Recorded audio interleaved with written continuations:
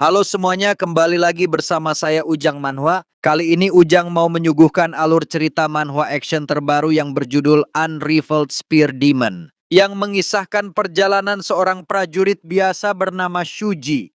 Hidupnya dulu hanyalah sebuah tragedi, berperang, membunuh, dan akhirnya mati sia-sia. Namun takdir memutar kembali waktu, membawanya ke masa mudanya dengan seluruh ingatan dari kehidupan sebelumnya. Kali ini Shuji tidak akan membiarkan sejarah berulang. Ia ingat sosok penting Eiko, teman sekaligus penyelamat yang di kehidupan sebelumnya harus berakhir tragis. Dengan tekad baru dan pengalaman perang yang sudah ditempanya, Shuji memegang kembali tombaknya dan melangkah ke jalan baru. Dari seorang prajurit yang tak dianggap, ia berkembang menjadi sosok yang ditakuti di dunia seni bela diri. Iblis tombak tak terkalahkan. Pertarungan sengit, pengkhianatan, aliansi sekte, dan darah yang terus tumpah, semua membentuk legenda baru Sang Spear Demon. Jika kamu suka manhwa bertema overpower, regresi, reincarnation, martial arts, dan balas dendam, maka Unrivaled Spear Demon wajib masuk daftar bacaanmu. Tanpa banyak basa-basi lagi, ayo kita masuk ke dalam alur cerita manhwa overpower MC anti naif ini. Kisah ini bermula di bawah cahaya bulan purnama yang menggantung anggun di langit malam. Seorang anak malang, yatim piatu tanpa kedua orang tua, tampak dikelilingi oleh teman-teman sebayanya yang tiada henti merundungnya. Sejak kecil, ia selalu dihina, dicemooh, bahkan dicap sebagai sampah yang tak berguna. Tahun demi tahun berlalu, hidupnya tenggelam dalam perundungan yang tiada akhir. Namun seiring ia bertumbuh dewasa, ia mulai bangkit. Luka-luka batin yang menumpuk berubah menjadi bara dendam. Ia membalas mereka yang selama ini merendahkannya.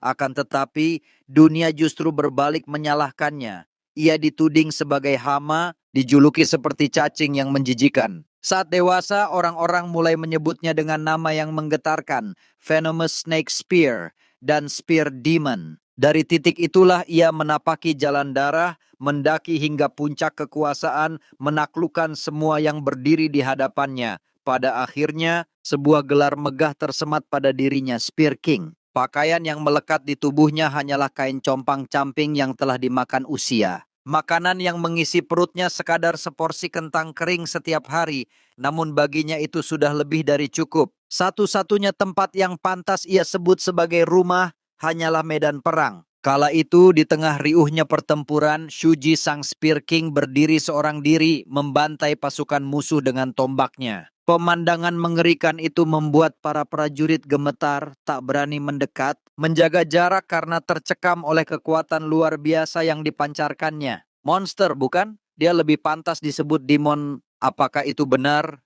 Sang Spear King yang selama ini hanya terdengar dalam kabar angin? Di tengah ketakutan yang membekap barisan, seorang pejabat militer berteriak lantang menyulut keberanian pasukannya. Hanya ada satu musuh di depan kalian. Jangan gentar. Kita akan meraih kemenangan bila dia terbunuh. Maju. Kata-kata penyemangat itu pun membakar nyali mereka. Pasukan segera menyerbu serentak, tombak-tombak terhunus menghujam ke arah Shuji. Namun semua sia-sia. Dengan kecepatan tak terjangkau, Shuji menghindar dari setiap serangan, melompat tinggi ke udara, lalu menghunjamkan tombaknya untuk menewaskan pemimpin pasukan itu seketika. Kematian sang pemimpin membuat pasukan kalang kabut, namun mereka tetap menyerang bersama, mengerahkan keberanian terakhir mereka. Tapi tetap saja, Shuji menari di antara serangan-serangan itu. Ia bukan hanya menghindar, ia menebas, menikam dan mencabut nyawa mereka satu persatu. Di tengah pertarungan sengit yang tak mengenal henti, Shuji berbicara lirih dalam hatinya sendiri. Apakah aku memang terlahir hanya untuk hal seperti ini? Ataukah semua ini hanyalah sesuatu yang kupelajari? Namun satu hal yang pasti, aku telah merenggut begitu banyak nyawa hanya dengan sebatang tombak di tanganku ini. Walau aku berhasil bertahan hingga akhir pada hari itu, pada akhirnya dendam dan kebencian dari jiwa-jiwa yang telah kutebas dengan tombakku menyusul langkah Shuji. Dia yang dahulu dicap sebagai sampah hina menemui ajalnya di medan perang. Begitulah seharusnya takdir berakhir untuk seorang hinaan dunia. Namun apakah semua itu hanyalah sebuah kesalahan? Ataukah justru inilah jalan takdir yang sebenarnya? Aku yang seharusnya mati membusuk di antara darah dan debu justru mendapatkan kesempatan kedua, sebuah reinkarnasi. Maka dimulailah kisah baru, kisah seorang sampah yang pernah digunjing dan dilecehkan, kini kembali lagi ke masa lalu. Singkat cerita, ketika Shuji terbangun, ia mendapati dirinya kembali ke tubuhnya di masa remaja. Jadi, aku tidak bereinkarnasi sebagai bayi. Tubuh ini masih remaja. Kalau begitu, ini pasti masa ketika aku masih bekerja sebagai pesuruh. Ketika Shuji sedang memperhatikan tubuh mudanya, tiba-tiba terdengar suara hiruk pikuk, teriakan keras yang menggema dari kejauhan. Saat ia menoleh, pandangannya tertuju pada sebuah pemandangan brutal. Dua kelompok saling bertarung tanpa ampun. Bandit-bandit hutan berhadapan dengan Biro Pengawal Howling Tiger, saling membantai demi hidup masing-masing. Siapa sangka, aku langsung dilemparkan ke tengah medan pertarungan tepat sesaat setelah reinkarnasi. Saat Shuji masih memperhatikan pertempuran sengit itu, tiba-tiba seorang bandit hutan melangkah diam-diam dari belakangnya. Dengan suara dingin penuh ancaman, bandit itu berujar, "Apa yang kau lakukan di sini, bocah? Kurasa kau bukan bagian dari pengawal resmi. Jangan-jangan kau hanya seorang pesuruh rendahan?" Shuji menoleh, menatap tajam ke arah pria itu, matanya mengamati setiap gerak-gerik bandit tersebut. Dalam benaknya ia berbisik, "Bandit hutan, sekumpulan berandalan yang hidup bersembunyi di balik pepohonan. Mereka membunuh tanpa ampun, merampas siapapun yang berani melintas." Tapi sorot matanya bergetar, tubuhnya kaku. Kebanyakan dari mereka hanyalah amatir yang mengandalkan keberanian semu. Namun sebelum pikirannya sempat lebih jauh, bandit itu sudah menghunus senjata, mengayunkan tajamnya dengan niat membunuh. "Entah siapapun dirimu, bocah. Jika kau berada di pihak biro pengawalan ini, maka nasibmu sudah jelas, kau tetap harus mati." Namun Shuji yang telah ditempa oleh pengalaman panjang dalam lautan peperangan tanpa akhir, tetap berdiri tenang menghadapi serangan yang datang. Dengan tatapan tajam, ia bergumam pelan, "Aku bisa membacanya. Gerakanmu terlalu mudah untuk diprediksi." Sekejap kemudian, Shuji meraih tombak yang diarahkan kepadanya, merebutnya dengan cekatan, lalu melancarkan serangan balik. Hanya dalam satu ayunan mematikan, bandit itu roboh meregang nyawa. Walaupun aku tak lagi mengenakan perlengkapan perangku, aku masih memiliki martial arts. Dan itu sudah lebih dari cukup. Begitu tubuh bandit itu terjatuh, Shuji segera menyerap esensi kehidupan dari tubuh yang tak bernyawa tersebut, menjadikannya energi internal miliknya. Ia berbisik dengan nada getir, "Meskipun dunia membenci teknik martial arts yang kugunakan, meskipun aku sendiri menjulukinya Demon Martial Art Teknik,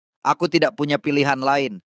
Aku memang kembali ke masa lalu, tapi belum sempat ia melangkah meninggalkan tempat itu, tiba-tiba sebuah serangan kilat datang menghujani dirinya. Hah, mati kau, dasar bocah. Hahaha, kena juga." Seorang bandit lain tertawa terbahak-bahak, bangga melihat anak panahnya menancap ke tubuh Shuji. Namun kegembiraan itu hanya sesaat. Sebelum ia sadar, Shuji sudah berdiri kembali, tanpa ampun menyerang balik. Dengan suara dingin, Shuji menatap bandit itu. "Aku sudah menduga akan ada serangan tiba-tiba. Tapi apakah puas hanya sampai di sini? Tidak memastikan musuhmu benar-benar mati, hanya akan membuatmu sendiri terbunuh di medan perang." Ucapannya disertai tindakan kejam. Shuji mengangkat tubuh bandit itu yang telah menjadi mayat, lalu menancapkannya di tombak bersama tubuh bandit sebelumnya. Ia menatap keduanya, lalu tersenyum tipis. Sekarang berat tombaknya baru terasa pas. Matanya beralih ke medan pertempuran yang masih berkobar. Dengan tombak yang kini memikul dua tubuh tak bernyawa, Shuji melangkah maju. Biro pengawal Howling Tiger ini mengingatkanku pada masa lalu. Begitu ia tiba di tengah pertempuran, semua orang menatapnya dengan ngeri. Hening sejenak menyelimuti medan. "Apa-apaan orang itu? Apa yang sedang dia lakukan?" bisik prajurit dengan wajah pucat. Tiba-tiba dua bandit hutan muncul menghampiri Shuji. Dengan wajah murka mereka bertanya, "Ada apa ini? Siapa orang gila itu?" Salah satunya menatap Shuji dengan congkak lalu mengumumkan, "Aku adalah ketua bandit gunung." Namun Shuji tidak goyah. Ia justru menatap balik dengan sorot tajam, dingin, dan menekan tatapan seorang raja tombak yang pernah menguasai medan perang. "Ho, ternyata aku memang sedang mencarimu." Ketua bandit gunung menyipitkan mata, lalu menghunus senjatanya dengan amarah membara. Ia meraung keras, Akan kuhapus senyum menjijikan di wajahmu itu. Mati kau. Namun teriakan penuh kebencian itu berubah menjadi keterkejutan. Dalam sekejap mata Shuji dengan tenang menghindari serangan cepat yang dilancarkan padanya. Gerakannya laksana bayangan sulit ditangkap mata. Saat sang ketua masih berusaha memahami apa yang terjadi, Shuji sudah melesat bagaikan kilatan petir dan tombaknya langsung menusuk menghantam titik vital. Dengan suara dingin, Shuji berucap lirih. Kekuatan fisikmu memang cukup mengesankan, tapi sepertinya hanya itu saja yang kau miliki. Seketika, sekali tebasan mematikan dari tombaknya membelah tubuh sang ketua bandit menjadi dua bagian. Tubuhnya terjatuh terpisah, darah memercik liar di tanah. Inilah serangan yang sebenarnya. Orang-orang yang menyaksikan adegan itu menatap dengan mata melotot ketakutan. Sorak teredam menjadi jeritan panik. Dia mengalahkan bos hanya dengan sekali tebasan. Dasar monster. Namun, di tengah kekacauan itu, Shuji merasakan sesuatu yang berbeda. Tangannya menggenggam tombak, tapi beban yang ia rasakan justru semakin ringan. Kenapa terasa begitu ringan? Dengan tanpa ragu, Shuji meraih potongan tubuh sang ketua bandit gunung, lalu menancapkannya di tombaknya untuk menyeimbangkan kembali berat senjatanya. Pemandangan mengerikan itu membuat para bandit kocar-kacir berhamburan ke segala arah dengan wajah pucat pasi, histeris menyelamatkan diri. Shuji tidak memperdulikan mereka. Matanya hanya terpaku pada tombak yang kini memancarkan aura merah pekat, seolah berdenyut dengan kehidupan baru. Jadi begini rupanya. Dango tiga warna bandit hutan ini cukup bagus. Senyum tipis terbentuk di wajah Shuji ketika menyadari perubahan yang terjadi pada senjatanya. Dan dari momen itulah, sebuah legenda kelam kembali terukir, kisah kebangkitan sang Spear Demon yang tak tertandingi. Pertempuran itu ternyata berlanjut hingga malam menjelang. Api pertempuran masih menyala, teriakan, dentuman senjata, dan jeritan kematian saling bersahutan, menelan sunyi malam. Beberapa orang dari biro pengawal masih berusaha keras bertahan, mengerahkan tenaga terakhir mereka untuk melawan gerombolan bandit. Sementara itu, Shuji hanya berdiri tegak, diam, matanya mengamati seperti seorang hakim yang menilai hidup dan mati. Ia tidak ikut campur, sekadar memperhatikan pertarungan yang semakin brutal, hingga sebuah tubuh prajurit dari biro pengawal terhempas keras ke arah belakangnya. Dari sana muncul sosok bandit yang berbeda, tubuhnya kekar, matanya penuh amarah, dan setiap ayunan senjatanya mematahkan barisan pengawal yang menghadangnya. Ia berteriak lantang dengan suara yang bergemuruh. Sombong sekali kalian, para pemburu bounty. Kalian pikir siapa yang sedang kalian incar? Hah? Kalau memang kalian merasa sanggup, maju kemari. Shuji memperhatikan sosok itu dengan tenang. Lalu di sela riuh pertempuran, suara-suara berbisik merayapi telinganya. Arwah-arwah bandit yang telah ia bunuh. Itu dia adalah Igo, mantan bos kami. Bawa dia, ikutlah ke sini bersama kami. Bos itu kuat, bawa dia bersamamu. Shuji menutup matanya sejenak mendengar bisikan penuh dendam dari jiwa-jiwa yang terikat pada tombaknya. Lalu ia menjawab pelan, suaranya dingin. Jadi begitu, orang kuat itu ternyata mantan pemimpin kalian. Dia memang terlihat biasa saja di mata orang awam. Tapi baiklah, aku akan memenuhi permintaan kalian. Aku akan melahapnya juga. Bisikan arwah semakin riuh memanggil-manggil nama sang pemimpin lama mereka. Telinga sang bandit besar bergetar. Ia sontak berbalik dengan wajah murka. Siapa yang berani memanggil namaku dengan cara itu? Namun saat ia berbalik, sosok Shuji sudah berdiri tepat di hadapannya. Tanpa basa-basi, tombak Shuji menghantam deras, mendorong Igo hingga tubuhnya terpental keras menghantam tanah. Igo mendongak dengan wajah kaget, matanya membelalak melihat Shuji yang berdiri di hadapannya dengan aura kelam yang mencekam. Siapa kau sebenarnya? Apa-apaan orang gila ini? Menggantung tubuh orang di tombaknya. Tatapannya lalu tertuju pada mayat-mayat yang menempel di tombak Shuji. Namun keterkejutannya semakin menjadi ketika ia menyadari itu adalah anggota-anggota banditnya sendiri. Dan lebih mengejutkan lagi, tubuh-tubuh yang sudah membusuk itu perlahan membuka mulut, berbicara kepadanya dengan suara bergetar dari dunia lain. Kenapa hanya kau saja yang masih hidup, Igo? Ayo kemarilah, ayo ikut bersama kami, Igo. Igo yang mendengar suara-suara itu namanya terus dipanggil berulang-ulang oleh arwah rekan-rekannya, seketika lunglai. Rasa takut menelan dirinya bulat-bulat. Air mata bercucuran deras dari matanya. Ia menangis terseduh-seduh seperti seorang anak kecil yang kehilangan seluruh dunia. Namun Shuji yang saat itu sudah berada di puncak emosinya tidak menunjukkan belas kasihan sedikit pun. Dengan gerakan cepat ia mengayunkan tombaknya. Sekali tebasan brutal, tubuh Igo terbelah menjadi dua bagian. Saat itu juga aura iblis, aura demon melesat keluar dari tubuh Shuji, menggelegar, mengguncang udara di sekitarnya. Shuji menatap mayat Igo yang terkapar, lalu berbicara dengan suara dalam seolah pada dirinya sendiri. Dengan menyebut nama sebanyak 3 kali, seseorang dapat mengirim jiwa ke dunia bawah.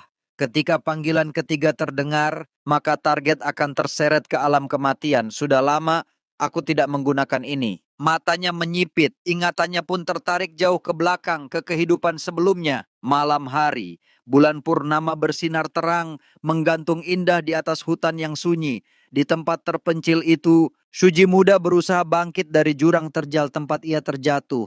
Nafasnya memburu, tubuhnya berlumur luka. Hampir saja, sial, hanya karena aku seorang pemula, mereka melimpahkan semua tugas pengintaian padaku. Dengan penuh jerih payah, ia akhirnya mencapai puncak jurang. Tubuhnya jatuh terkulai, bersandar pada sebuah batu besar. Ia mendesah penuh kejengkelan. Hah, dasar pasukan militer sialan. Katanya kalau aku bergabung, aku tidak akan kelaparan. Tapi ini tidak ada bedanya dengan saat aku masih jadi budak. Namun, di balik keluhannya, sebuah hawa mencekam tiba-tiba merayap dari belakang. Sesuatu mengintai. Kehadiran yang menakutkan, berat, menekan sampai-sampai membuat bulu kuduknya berdiri. Apa itu? Ada sesuatu di sana? Harimau atau hantu? Tidak. Apapun itu aku tidak boleh menoleh. Itu bukan sesuatu yang boleh kulihat. Jika aku berbalik sekarang, aku hanya akan mati sia-sia. Ketakutan merayap, nafasnya memburu, tubuhnya gemetar. Namun ketika ia mencoba melangkah pergi, suara itu terdengar dalam, menggema, seperti berasal dari kegelapan itu sendiri. Apa yang sebenarnya ingin kau capai dengan berjuang sekeras itu hanya demi bertahan hidup? Hidupmu sekarang bahkan tidak lebih berharga dari seekor serangga. Bagaimana jika kau bertaruh? Ini mungkin kesempatanmu untuk mengubah takdir menyedihkan itu. Shuji terdiam.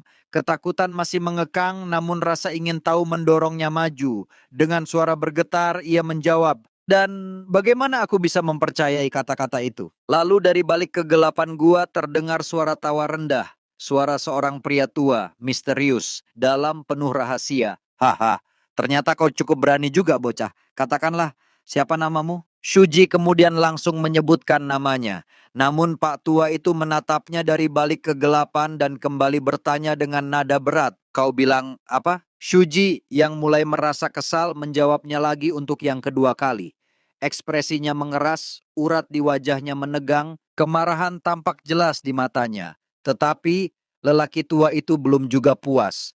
Untuk ketiga kalinya, dengan suara yang lebih menusuk, ia bertanya, "Aku akan bertanya sekali lagi. Siapa namamu?" Rasa jengkel Shuji akhirnya memuncak. Ia berteriak menyebutkan namanya dengan penuh emosi. Namun sebelum suaranya selesai menggema, Pak tua itu tiba-tiba sudah berada tepat di hadapannya. Dalam sekejap, tangan kurusnya yang mengerikan mencekik leher Shuji dengan kekuatan luar biasa, lalu mengangkat tubuhnya hingga tergantung di tepi jurang. Mata Shuji melebar, napasnya tercekat, kengerian menyelimutinya.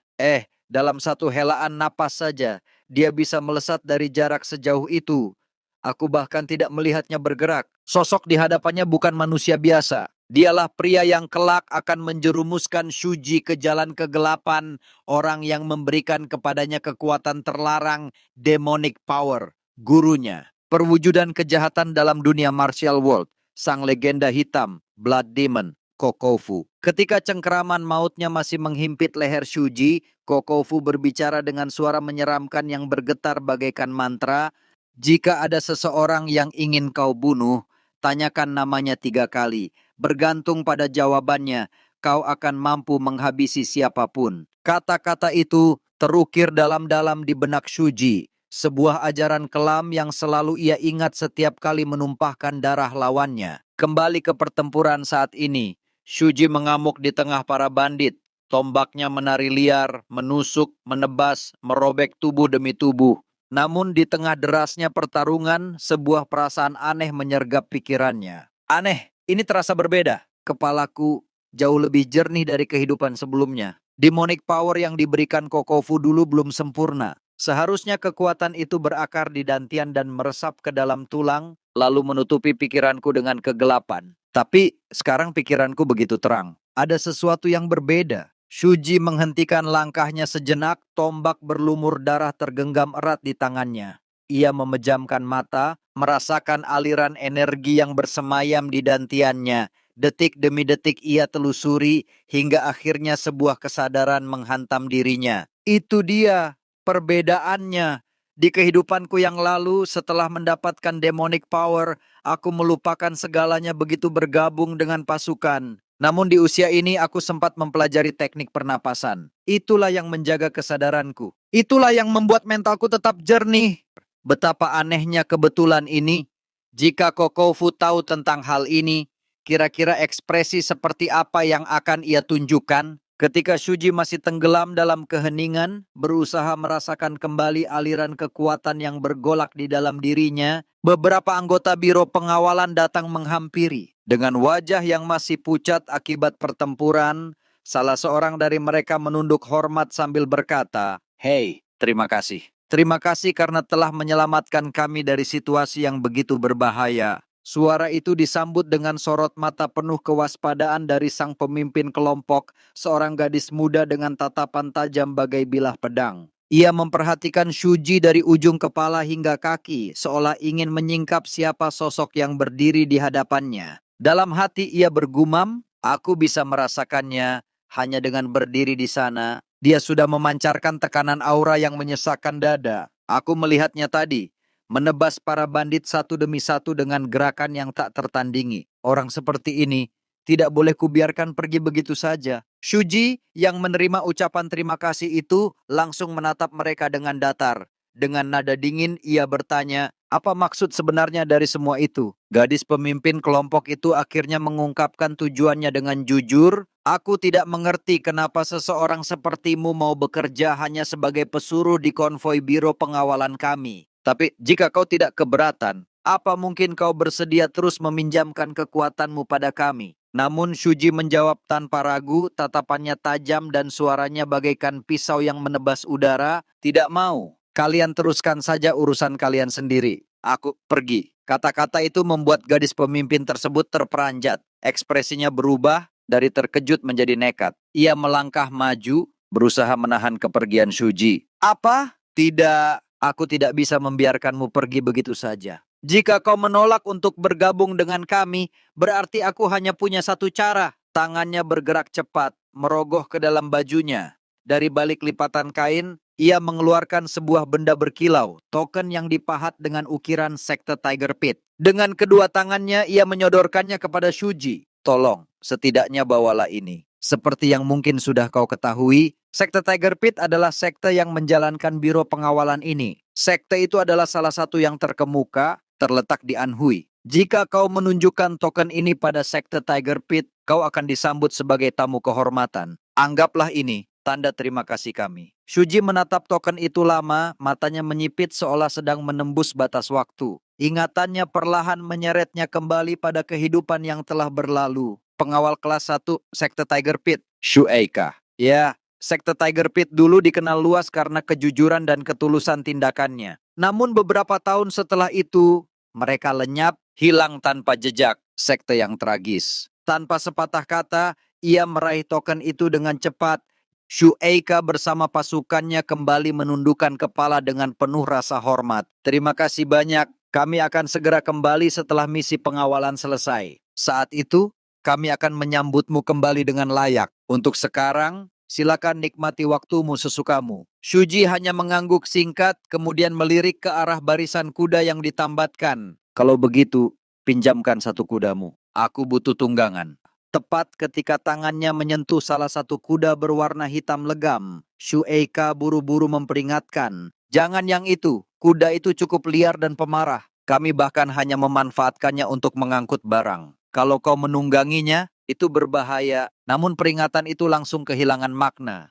Begitu Shuji menaikinya, kuda hitam itu yang biasanya meraung dan memberontak, kali ini tunduk patuh, langkahnya tenang seakan merasakan wibawa penunggangnya. Shueika terdiam lalu berbisik dengan nada kagum, "Hah? Dia bahkan bisa menaklukkan kuda itu dengan mudah di usia semuda ini. Dia benar-benar monster." Seorang pengawal yang mendengar celotehan pemimpinnya langsung menyeringai nakal. Wah, apakah ini yang disebut cinta pada pandangan pertama? Bos, jangan-jangan dia tipe pria idamanmu? Kuat, tampan, misterius pula. Benar, kan? Belum sempat ia menyelesaikan kalimatnya, Shueika langsung mencabut pedangnya dan mengarahkan ke bawahannya itu. Kurang ajar, kau berani mengolok-olok orang yang baru saja menyelamatkan nyawamu. Apa kau bosan hidup? Hah? Tatapannya berkilat penuh amarah, lalu ia menambahkan dengan suara bergetar, "Kau mungkin tidak melihatnya jelas, tapi teknik tombaknya barusan, itu bukan teknik biasa."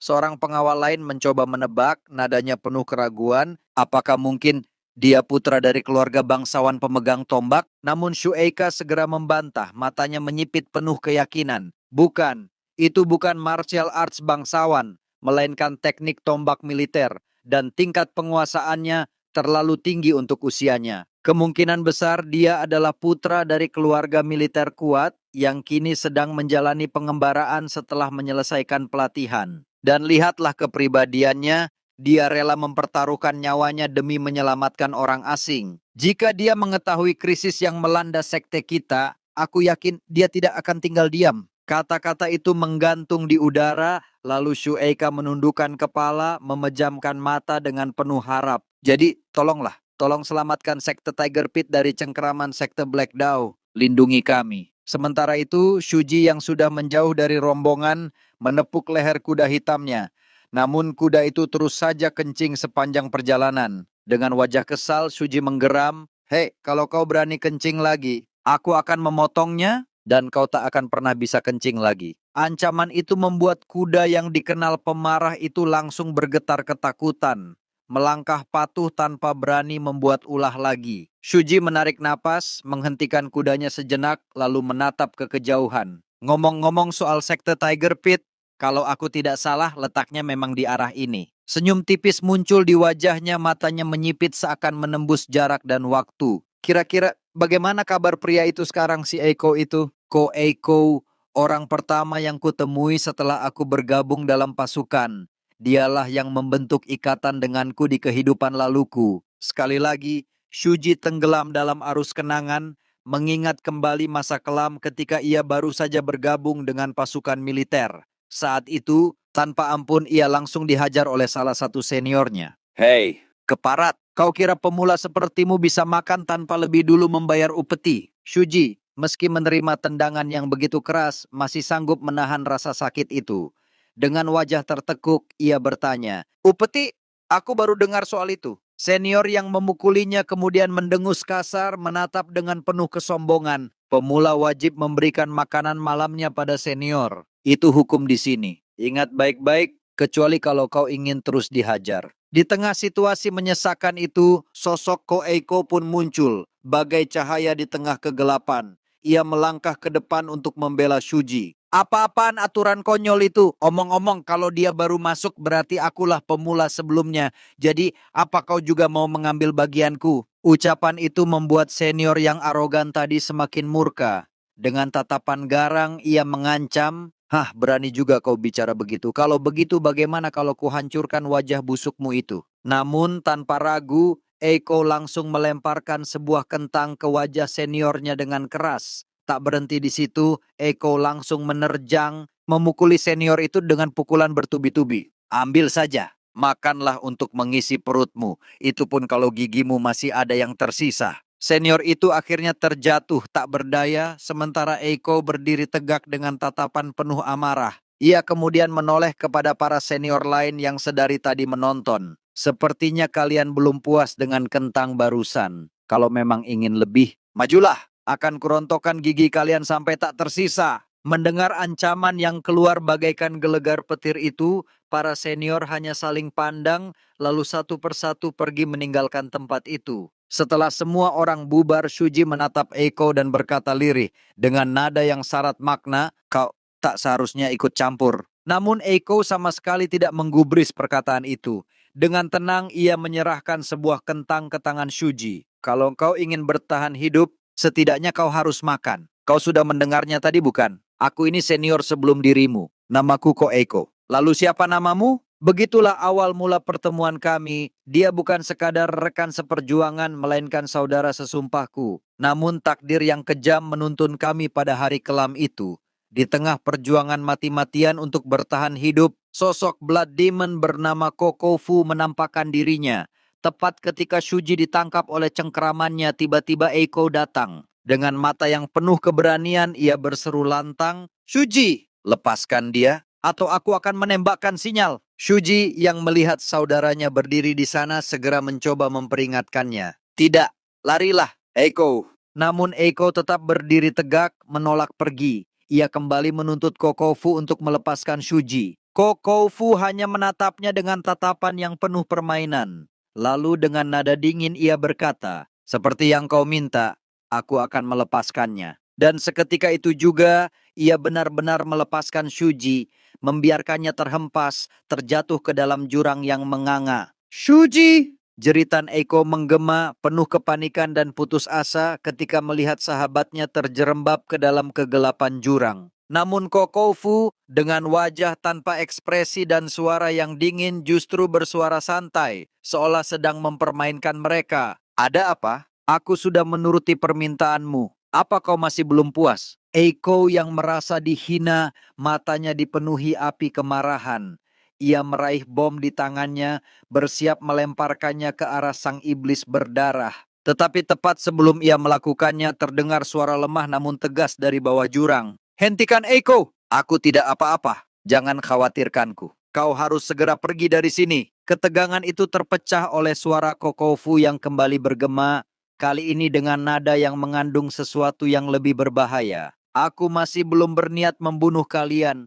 Jadi diamlah dan dengarkan aku. Aku punya sebuah penawaran. Jika kalian bisa membawakan herbal yang mampu menyembuhkan luka dalamku, maka sebagai gantinya, aku akan memberimu kekuatan untuk bertahan hidup." Jadi, apa jawaban kalian? Shuji dan Eiko saling bertatapan, seolah membaca tekad dalam mata masing-masing, hingga akhirnya mereka pun mengambil keputusan yang sama, jalan yang akan mengikat nasib mereka selamanya. "Pada saat itu kami menerima tawaranmu." Mendengar jawaban itu, Kokofu perlahan berbalik, langkahnya mengarah kembali ke dalam gua yang kelam. Suaranya bergema, berat namun penuh keyakinan. "Aku masih bisa melihat nyala keyakinan di mata kalian." Dengan demikian, Shuji dan Eiko mengikuti langkahnya, menapaki kegelapan gua yang dipenuhi hawa menyesakkan.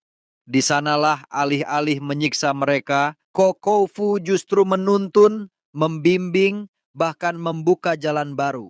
Ia mengajarkan sebuah seni bela diri yang kelak akan mengubah takdir keduanya. Ada makhluk yang dikenal sebagai unrestrained demon. Ucapnya, suaranya bagaikan mantra yang menyusup ke dalam jiwa. Mereka adalah jiwa manusia yang telah dilahap oleh harimau, lalu jatuh ke dalam demonic corruption. Jiwa-jiwa rusak itu menjadi bawahan, menelan jiwa lain demi menaikkan tingkat spiritual tuannya. Kokofu menatap keduanya dengan tatapan menusuk lalu melanjutkan dengan nada semakin berat. Teknik demonik yang kurancang ini mengikuti prinsip yang sama. Dengan menyerap dendam mereka yang mati, kalian dapat memperkuat jiwa kalian sendiri. Teknik ini kusebut Art of Unrestrained Demon. Ia berhenti sejenak, memberi waktu agar kata-katanya meresap dalam benak Shuji dan Eiko. Teknik ini terdiri dari 3 tahap. Pertama, compression stage. Di tahap ini kalian dapat memancarkan demonic energy yang tampak seperti asap hitam. Kedua, tempering stage. Pada tahap ini darah kalian sendiri akan berubah menjadi racun mematikan dan setiap kali kalian mengeluarkan demonic energy, itu akan tampak seperti darah yang menyembur keluar. Dan ketiga, transcendent stage. Pada tahap terakhir inilah konsep seperti baik, jahat, bahkan demonik tidak lagi memiliki arti. Aku sendiri telah menjelajahi dunia, naik hingga 4 tingkat dalam tahap itu. Di titik tersebut, hanya kekuatanlah yang menjadi hukum.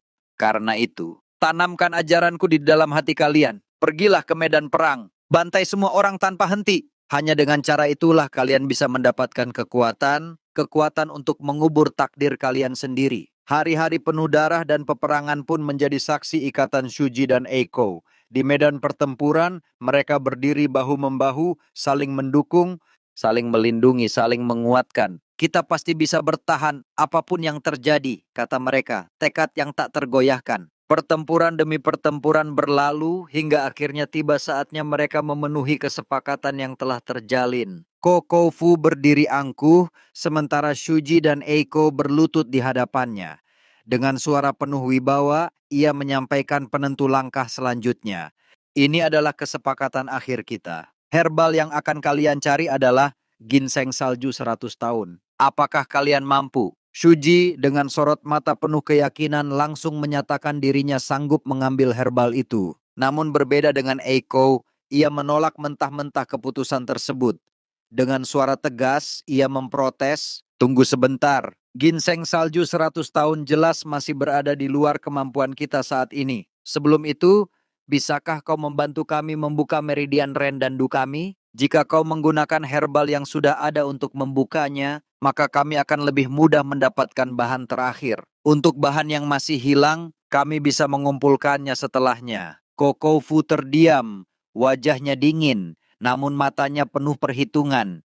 Ia berpikir sejenak, lalu tanpa diduga, dia menyetujui usulan tersebut. Hal itu membuat Shuji terperanjat, sementara Eiko segera menawarkan kesempatan itu kepada Shuji terlebih dahulu. Namun Shuji justru menggeleng, menolak tawaran itu, hingga akhirnya Eiko memaksanya dengan kata-kata yang menusuk. "Ikuti saja. Shuji, kau yang lebih dulu membuka meridian. Saat itu, aku akan mengumpulkan herbal yang kurang. Setelahnya, barulah aku yang membuka meridian, dan kau yang mengumpulkan sisa herbal. Menjadi yang kedua selalu lebih sulit, itulah tugasku." Mendengar alasan itu, Shuji hanya bisa terdiam. Hatinya diliputi rasa bersalah, namun akhirnya ia mengangguk menerima keputusan itu. Hari-hari penuh penderitaan pun berlalu.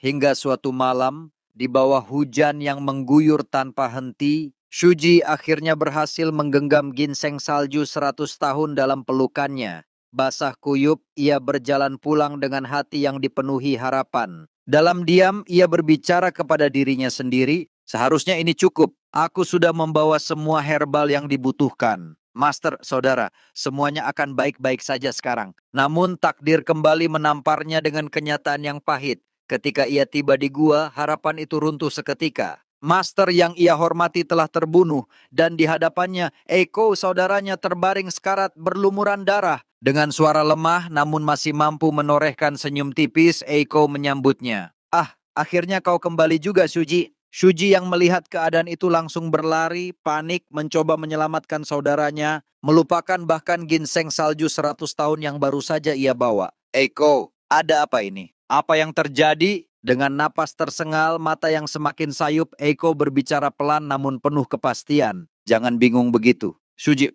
kau sudah tahu, bukan? Dari awal, Kokofu tidak pernah berniat membiarkan kita tetap hidup. Karena itu, kita harus membunuhnya sebelum dia yang menghabisi kita." Shuji yang mendengar ucapan itu langsung tercekat. Dengan suara bergetar, ia bertanya, "Jadi, ini alasanmu menyuruhku pergi lebih dulu?" Air matanya pun pecah, mengalir deras ketika ia mendapati Eiko terbaring tak berdaya dalam pelukannya. "Semua titik meridianmu hancur.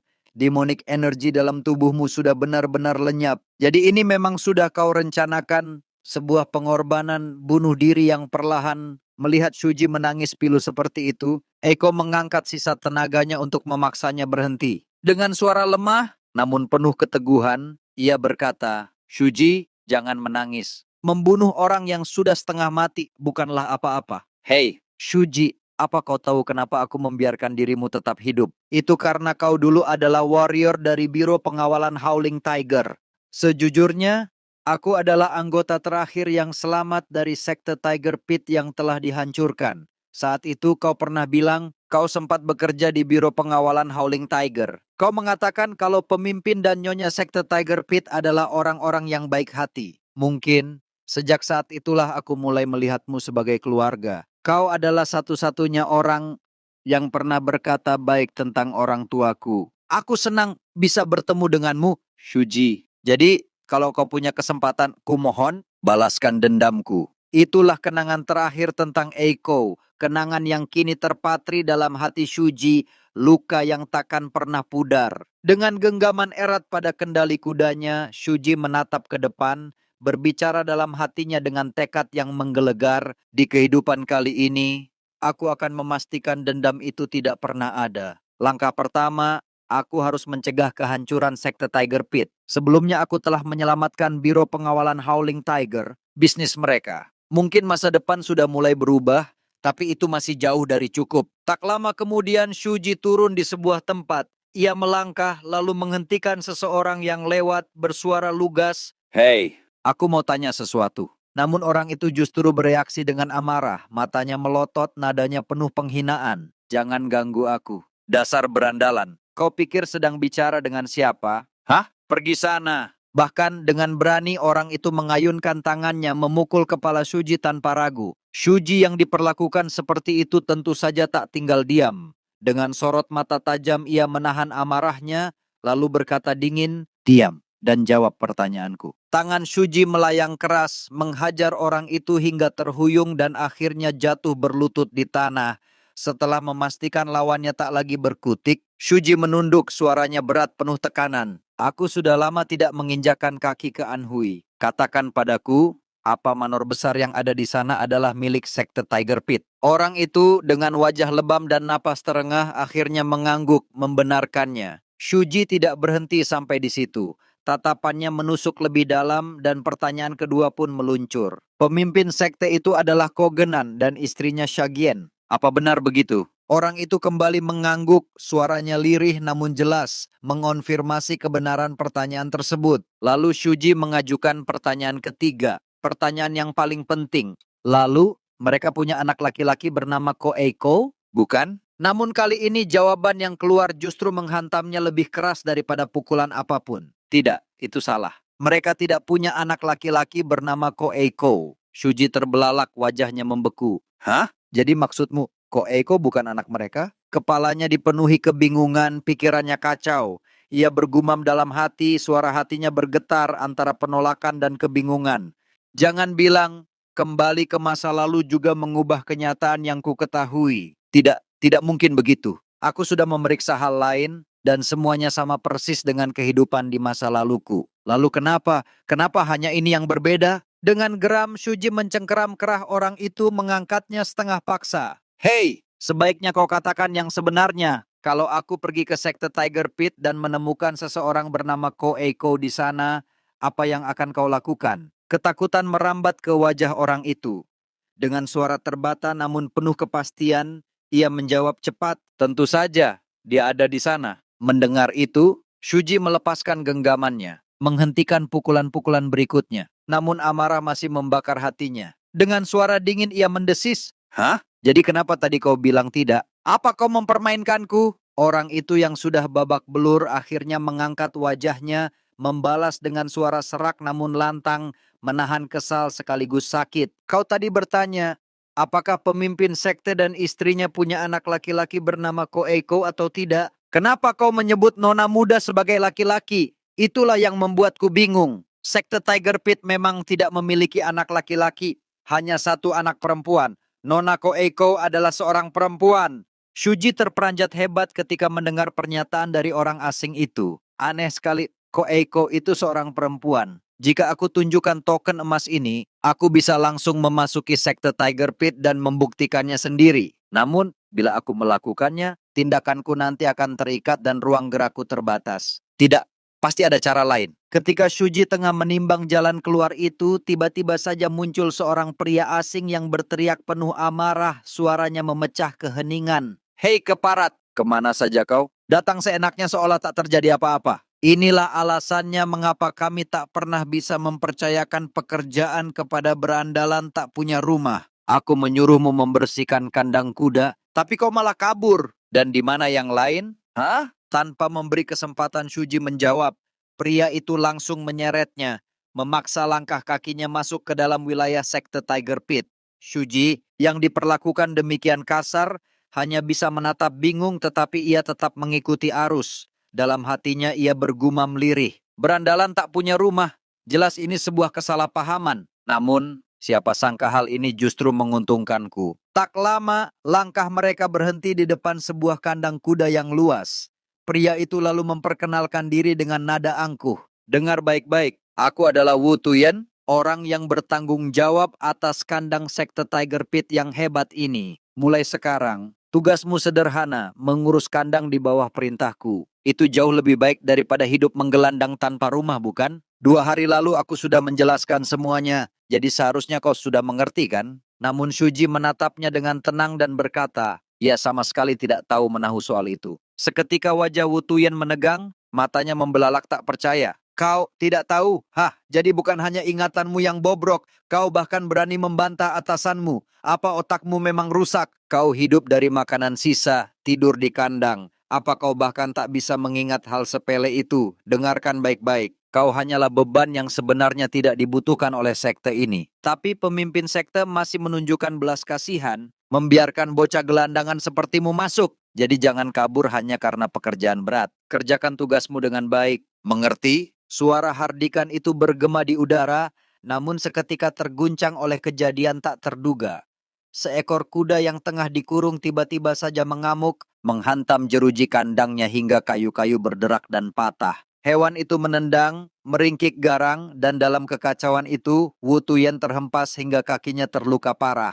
Di tengah hiruk-pikuk tersebut, suara tawa seseorang mendadak pecah, tajam, menghina, dan menggetarkan udara. Tawa pongah terdengar, lantang dan penuh kesombongan. Hahaha, memang sudah kualitas bagus. Aku bahkan sudah membayar banyak uang untuk membeli rumah bagi kuda itu, namun tetap saja ia sulit dikendalikan. Sungguh, benar-benar liar. Tak lama kemudian, seorang penjaga berseragam hitam maju selangkah bersuara dengan penuh kehati-hatian. Tuan muda, tampaknya ada seorang bocah kandang yang terluka. Namun sang tuan muda hanya menampilkan ekspresi jijik, wajahnya dipenuhi penghinaan.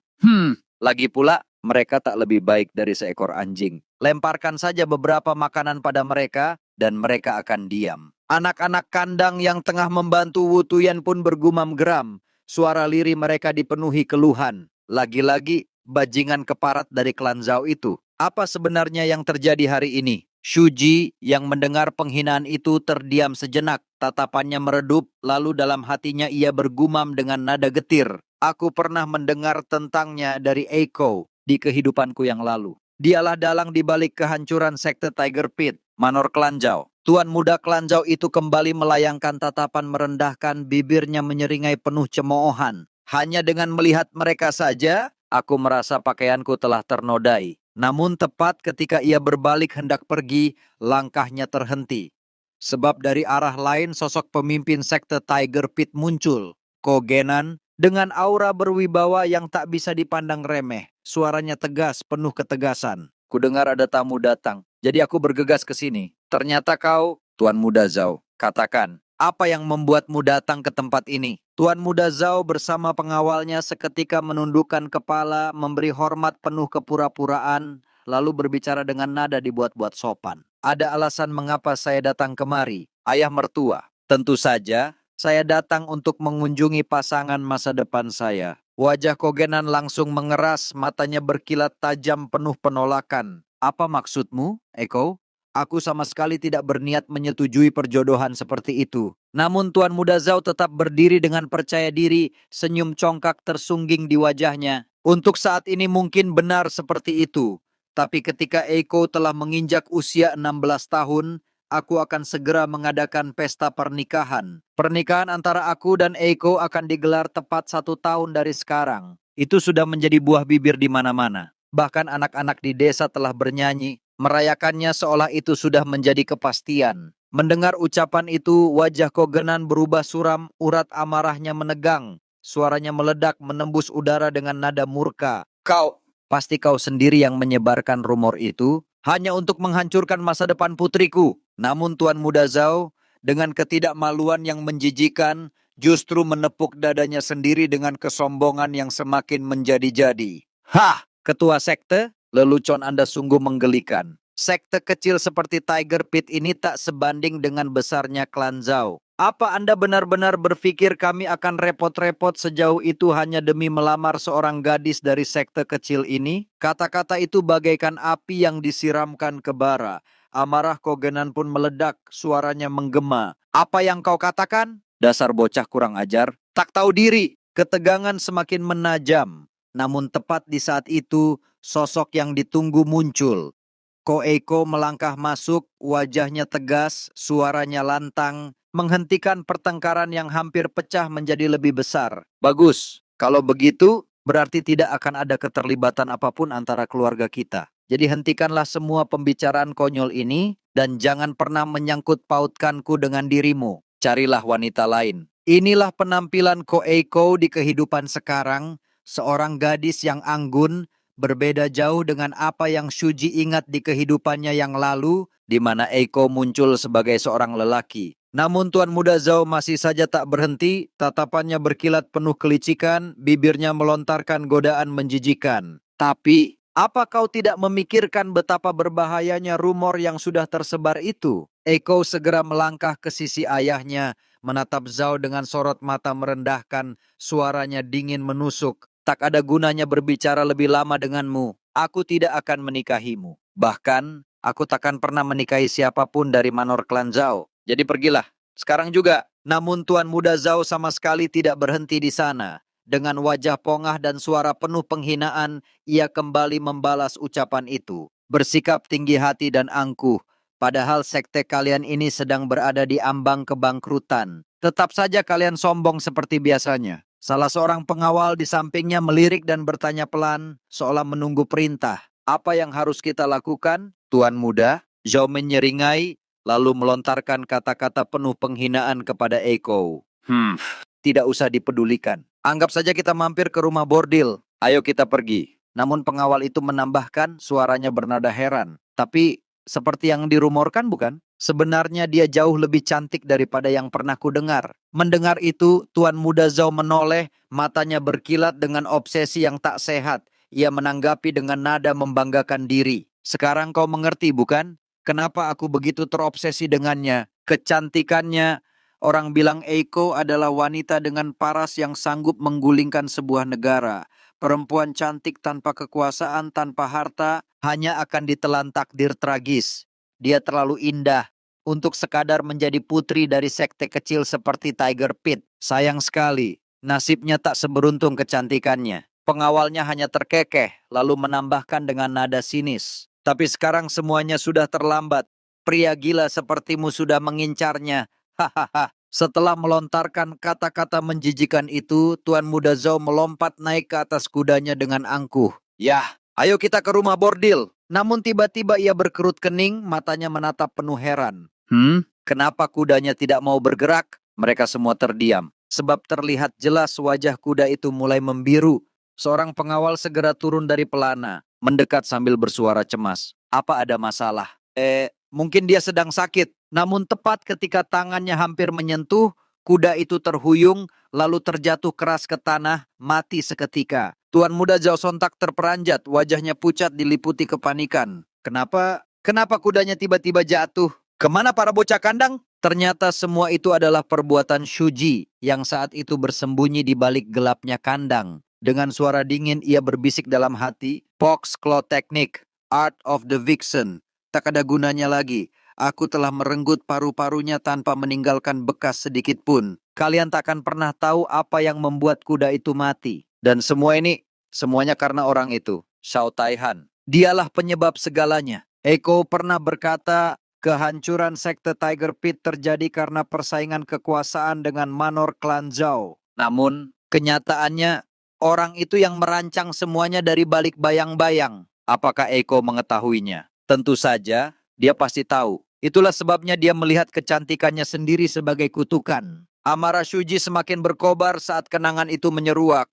Dengan genggaman penuh kebencian, ia meremukkan paru-paru kuda yang masih berada di tangannya. Sekarang aku mengerti mengapa dia rela membakar wajahnya sendiri dengan api. Aku tak lagi punya alasan untuk ragu. Balas dendam saudara sesumpahku akan segera dimulai. Mulai dari sekarang, aku akan bergerak. Dengan tekad yang membara, Shuji melangkah pergi, meninggalkan tempat itu. Malam pekat menyelimuti Provinsi Anhui, Prefektur Naimatsu. Dalam sunyi yang mencekam, Shuji berjalan seorang diri, langkahnya mantap menuju sebuah tujuan. Ia tiba di depan sebuah toko peralatan pertanian yang tampak usang, kusam, dan sudah lama ditinggalkan. Sudah lama sekali aku tidak menginjakan kaki di tempat ini. Tanpa ragu sedikit pun, Shuji mendorong pintu kayu yang berderit tua. Aroma arak menusuk hidungnya, dan dari dalam terdengar suara parau seorang pria mabuk. "Siapa kau?" Shuji menjawab dengan tenang, menyebutkan namanya.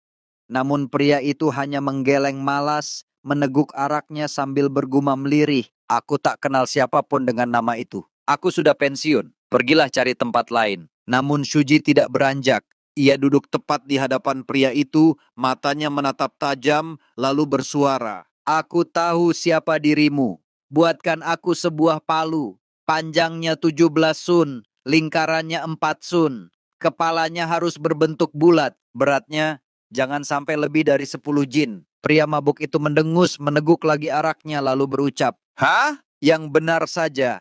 Kau tidak akan menggunakan itu untuk memukul paku, bukan?" Shuji menunduk sedikit, menatapnya dengan sorot mata tajam, suaranya penuh ketegasan. "Aku tidak menggunakannya untuk memukul paku." Pria tua itu menatap Shuji dengan mata yang setengah redup karena arak lalu bertanya pelan, "Apa ada yang lain?" Shuji menatapnya dalam, suaranya tegas dan penuh tuntutan. "Gunakan kulit buaya. Aku ingin senjata yang ditempa dengan benar, sesuatu yang berat." Pria tua itu mengerling lalu kembali bertanya, "Pedang, kapak, atau tombak?" Tanpa ragu Shuji menjawab, "Tombak." Begitu kata itu terucap, pria tua mendadak menghantam benda di sampingnya hingga hancur berkeping-keping. Dari balik puing itu, berdiri tegak sebuah tombak yang gagah, bilahnya berkilau meski tertutup debu. "Ini adalah yang terbaik yang kupunya. Butuh waktu seharian penuh untuk menajamkan bilahnya." Shuji mengangguk lalu menerima tombak itu tanpa keraguan. Tatapannya belum puas, ia kembali bertanya, "Tidak masalah. Apakah kau punya senjata kecil, sesuatu yang tajam?" Pria tua itu lalu menghancurkan kotak kayu yang sedang diduduki Shuji. Kayu itu pecah, dan dari dalamnya isi tersembunyi tersibak. Shuji menunduk, menatapnya dengan sorot tajam. "Paku duri besi, bagus. Aku ambil semuanya." Pria tua itu lalu mendongak, suaranya lirih namun tegas. "Kemana aku harus mengirim semua barang ini?" Namun Shuji segera menepis dengan dingin. "Tak perlu, aku sendiri yang akan membawanya." Pria tua itu menarik napas panjang, menatap Shuji dengan mata berat. "Kau tampak begitu bersemangat, tapi ketahuilah, semua ini cukup mahal." Shuji menoleh lalu bertanya datar, "Berapakah harganya?" Pertanyaan itu membuat pria tua terdiam sesaat. Matanya sayu, lalu suara lirihnya pecah dengan nada emosional. "3 hari yang lalu, putriku meninggal. Katakan, adakah cara untuk mengembalikannya? Kau berbau darah. Untuk sesaat aku mengira kau hantu, tapi ternyata bukan." Lupakan soal harga. Yang kuinginkan hanyalah satu, bunuhlah orang yang merenggut nyawa putriku." Shuji terdiam lalu bertanya perlahan, "Siapa yang membunuh putrimu?" Pria tua itu menjawab, bibirnya bergetar oleh amarah, "Sekte Black Dao." Shuji segera berdiri, tatapannya berubah dingin, penuh tekad. Ia menerima permintaan itu tanpa ragu. Namun sebelum ia sempat melangkah keluar, suara parau pria tua itu kembali memanggilnya. "Tunggu dulu, mereka ada 4. Mereka dikenal sebagai 4 elit sekte Black Dao. Dengarkan baik-baik, pastikan kau tahu nama mereka." Namun Shuji tak bergeming. Tatapannya membeku, aura membunuhnya menguar. Ia hanya menjawab dengan suara rendah, berat, dan penuh niat pembantaian. "Aku tak perlu tahu nama mereka, karena aku akan membunuh mereka semua." Namun Shuji belum beranjak. Ia menghentikan langkahnya, lalu menoleh pada pria tua itu dengan sorot mata dingin. "Jadi, apa kau punya pakaian dan racun?" Pria tua itu terperanjat mendengarnya, lalu mendengus heran. "Hah? Kau kira seorang blacksmith menjual barang semacam itu? Ambil saja ini." Ia lalu melemparkan selembar kain tebal dan sebuah guci tua ke arah Shuji. Itu adalah kulit beruang yang pernah menewaskan 74 orang. Dan guci itu berisi racun mematikan dari suku Miao. Meski aku sendiri tak tahu apakah itu asli atau palsu. Shuji meraih keduanya tanpa ragu. Ia segera mengenakan pakaian kulit beruang itu, lalu membuka guci dan meneliti isinya dengan seksama. Kau sudah ditipu, Pak Tua. Racun ini memang bukan racun Miao sejati, tapi tetap saja masih bisa berguna. Aku akan ambil semua item pesananku besok." Ketika ia hendak berangkat, matanya tertumbuk pada sesuatu di sudut ruangan. Alisnya berkerut, lalu ia bertanya, "Apa ini?" Pria tua lalu menjawab, "Oh, itu aku biasanya memakainya untuk mengurus ternak." "Kenapa? Ada masalah?" Shuji mengangkat benda itu menimbangnya sejenak. "Lumayan. Biarkan aku meminjam ini sampai pesananku siap." Tanpa menunggu jawaban, Shuji langsung melangkah keluar, membawa benda itu bersamanya, auranya menghilang ke dalam kegelapan malam. Ketika sosok Shuji lenyap, pria tua itu terduduk menatap kosong. Ia bergumam lirih, nadanya getir bercampur keputusasaan. "Bocah aneh, sial, apa mungkin dia benar-benar hantu?" "Tidak, hantu atau bukan, itu tak penting. Selama dendam putriku bisa terbalaskan, nyawaku hanyalah harga yang murah." Mendadak tubuhnya terguncang, batuk keras mengguncang dada, darah segar muncrat dari mulutnya, membasahi lantai yang sudah kusam. Sementara itu, Shuji telah tiba di depan gerbang utama sekte Black Dao. Malam itu gerbang dijaga ketat, penjaga berdiri dengan wajah tegas dan tombak di tangan. Namun Shuji melangkah menuju mereka dengan berani, tanpa sedikit pun rasa gentar. Seorang penjaga melangkah maju, mengangkat tangannya untuk menghentikan. "Nak, kami sedang dalam pertemuan yang sangat penting. Tak seorang pun boleh masuk. Dan benda apa itu yang kau bawa? Aromanya busuk, menjijikan. Cepat, enyahlah dari sini." Namun ketika penjaga itu masih sempat mengeluarkan peringatan, Shuji sudah bergerak. Dalam sekejap, satu serangan brutal merenggut nyawanya. Senjata yang digunakan Shuji bukanlah pedang, melainkan tulang kuda, masih basah dengan sisa-sisa racun kematian. Saat tulang itu berayun, roh-roh hitam orang-orang yang sebelumnya telah ia bunuh pun kembali muncul, melayang-layang di sekitar Shuji. Tidak butuh waktu lama, semua penjaga yang berdiri di hadapannya jatuh bersimbah darah. Tubuh-tubuh kaku menumpuk di gerbang, sementara Shuji berdiri tegak menatap papan nama besar di atas gerbang utama itu. "Sekte Black Dao," gumamnya dingin. "Dulu kami memberi kesempatan pada setengah dari kalian untuk melarikan diri sebelum aku regresi. Akibatnya banyak dari saudara kami yang terbantai saat kalian melakukan serangan balik. Tapi sekarang aku tahu persis jalan kabur kalian. Kali ini tak seorang pun akan lolos. Aku akan membantai kalian sampai ke akar-akarnya." Dengan langkah berat penuh niat membunuh, Shuji mendorong gerbang itu dan memasuki area dalam. Jerit dan pekikan terdengar, namun segera terdiam dalam dentuman tulangnya yang mematikan. Hanya dalam hitungan napas, puluhan penjaga lainnya sudah menjadi mayat. Tanah penuh darah, udara beraroma besi dan daging busuk. Tapi Shuji terus berjalan, dingin, tanpa menoleh ke belakang, tidak membiarkan seorang pun bernapas. Ketika ia mulai masuk lebih dalam ke kompleks itu, seorang pria muncul dengan langkah malas, wajahnya setengah mengantuk. Ia menggaruk kepalanya. "Apa yang terjadi di sini?" "Oh, cuma bocah sialan rupanya. Jadi kau yang bikin keributan ini?" "Hah, aku sedang mimpi indah dan kau berani menggangguku." Tak hanya dia, dari balik kegelapan 3 orang lainnya muncul berdiri di sisinya. "Ketua sekte sedang bertemu dengan tamu penting. Kau tak akan sempat masuk lebih jauh. Kami akan mengurusmu dengan cepat." Shuji menghentikan langkahnya. Matanya menyipit membaca aura mereka. 4 orang, kekuatan mereka di sekitar tingkat 2 atau 3. "Kalau begitu kalian pasti..." Ia langsung bertanya kepada mereka, "4 elit Black Dao?" "Ya." Ucapan itu baru saja meluncur ketika tubuh Shuji sudah bergerak. Dalam satu serangan kilat, ia menghantam keras dada orang pertama hingga tubuhnya terpelanting. Tanpa berhenti, ia melompat ke orang kedua dan menusuk kedua matanya tanpa belas kasihan. Teriakan ngeri pecah di udara. Untuk orang ketiga, Shuji melemparkan tulang kuda dengan presisi mematikan. Tulang itu menghantam wajahnya, menghancurkan tulang pipinya, membuatnya terhuyung. Shuji meraih kembali tulangnya dari tengkorak yang hancur itu, lalu menyelesaikannya dengan satu tebasan ganas. Sementara itu, orang pertama yang sempat dihantam kini sudah bangkit. Wajahnya dipenuhi amarah dan darah segar yang menetes dari bibirnya. "Bocah brengsek, kau akan merasakan hal yang sama." Shuji melihat serangan orang itu datang, namun wajahnya tetap tenang, sama sekali tak terguncang. Ia membalas dengan nada penuh ejekan. Lucu sekali melihat kalian begitu terbiasa mencuri milik orang lain. Tapi ketika giliran dirampok, tiba-tiba kalian merasa tersakiti, ya?" Dengan satu gerakan cepat, Shuji meraih guci di dekatnya, menghancurkannya seketika. Pecahan tajam beterbangan dan salah satunya menancap brutal ke mata lawannya. Jeritan melengking terdengar, darah mengucur deras, namun Shuji sudah melangkah maju, menutup jarak tanpa belas kasihan. Apa kau marah hanya karena ini? Jangan salah paham. Aku tidak datang hanya untuk merampas barangmu.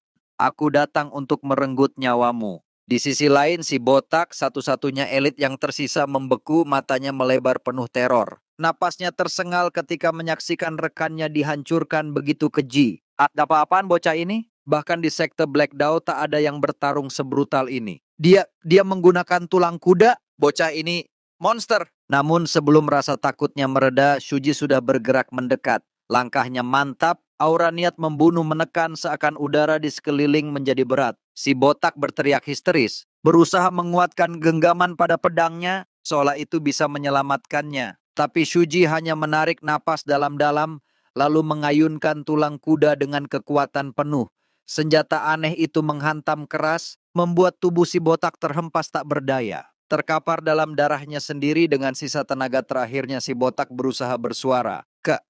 Siapa kau sebenarnya? Siapa yang mengirimmu? Shuji menatapnya dengan dingin dan berkata, yang mengirimku pandai besi tua itu. Jawaban itu menjadi kalimat terakhir yang didengar si botak sebelum Shuji menghabisinya tanpa ragu. Malam itu Shuji berdiri di tengah lautan mayat, tubuhnya berlumur darah dikelilingi roh-roh hitam yang terus mengikutinya. Suaranya lirih namun menggema penuh kepastian. 4 elit Black Dao sudah kuurus.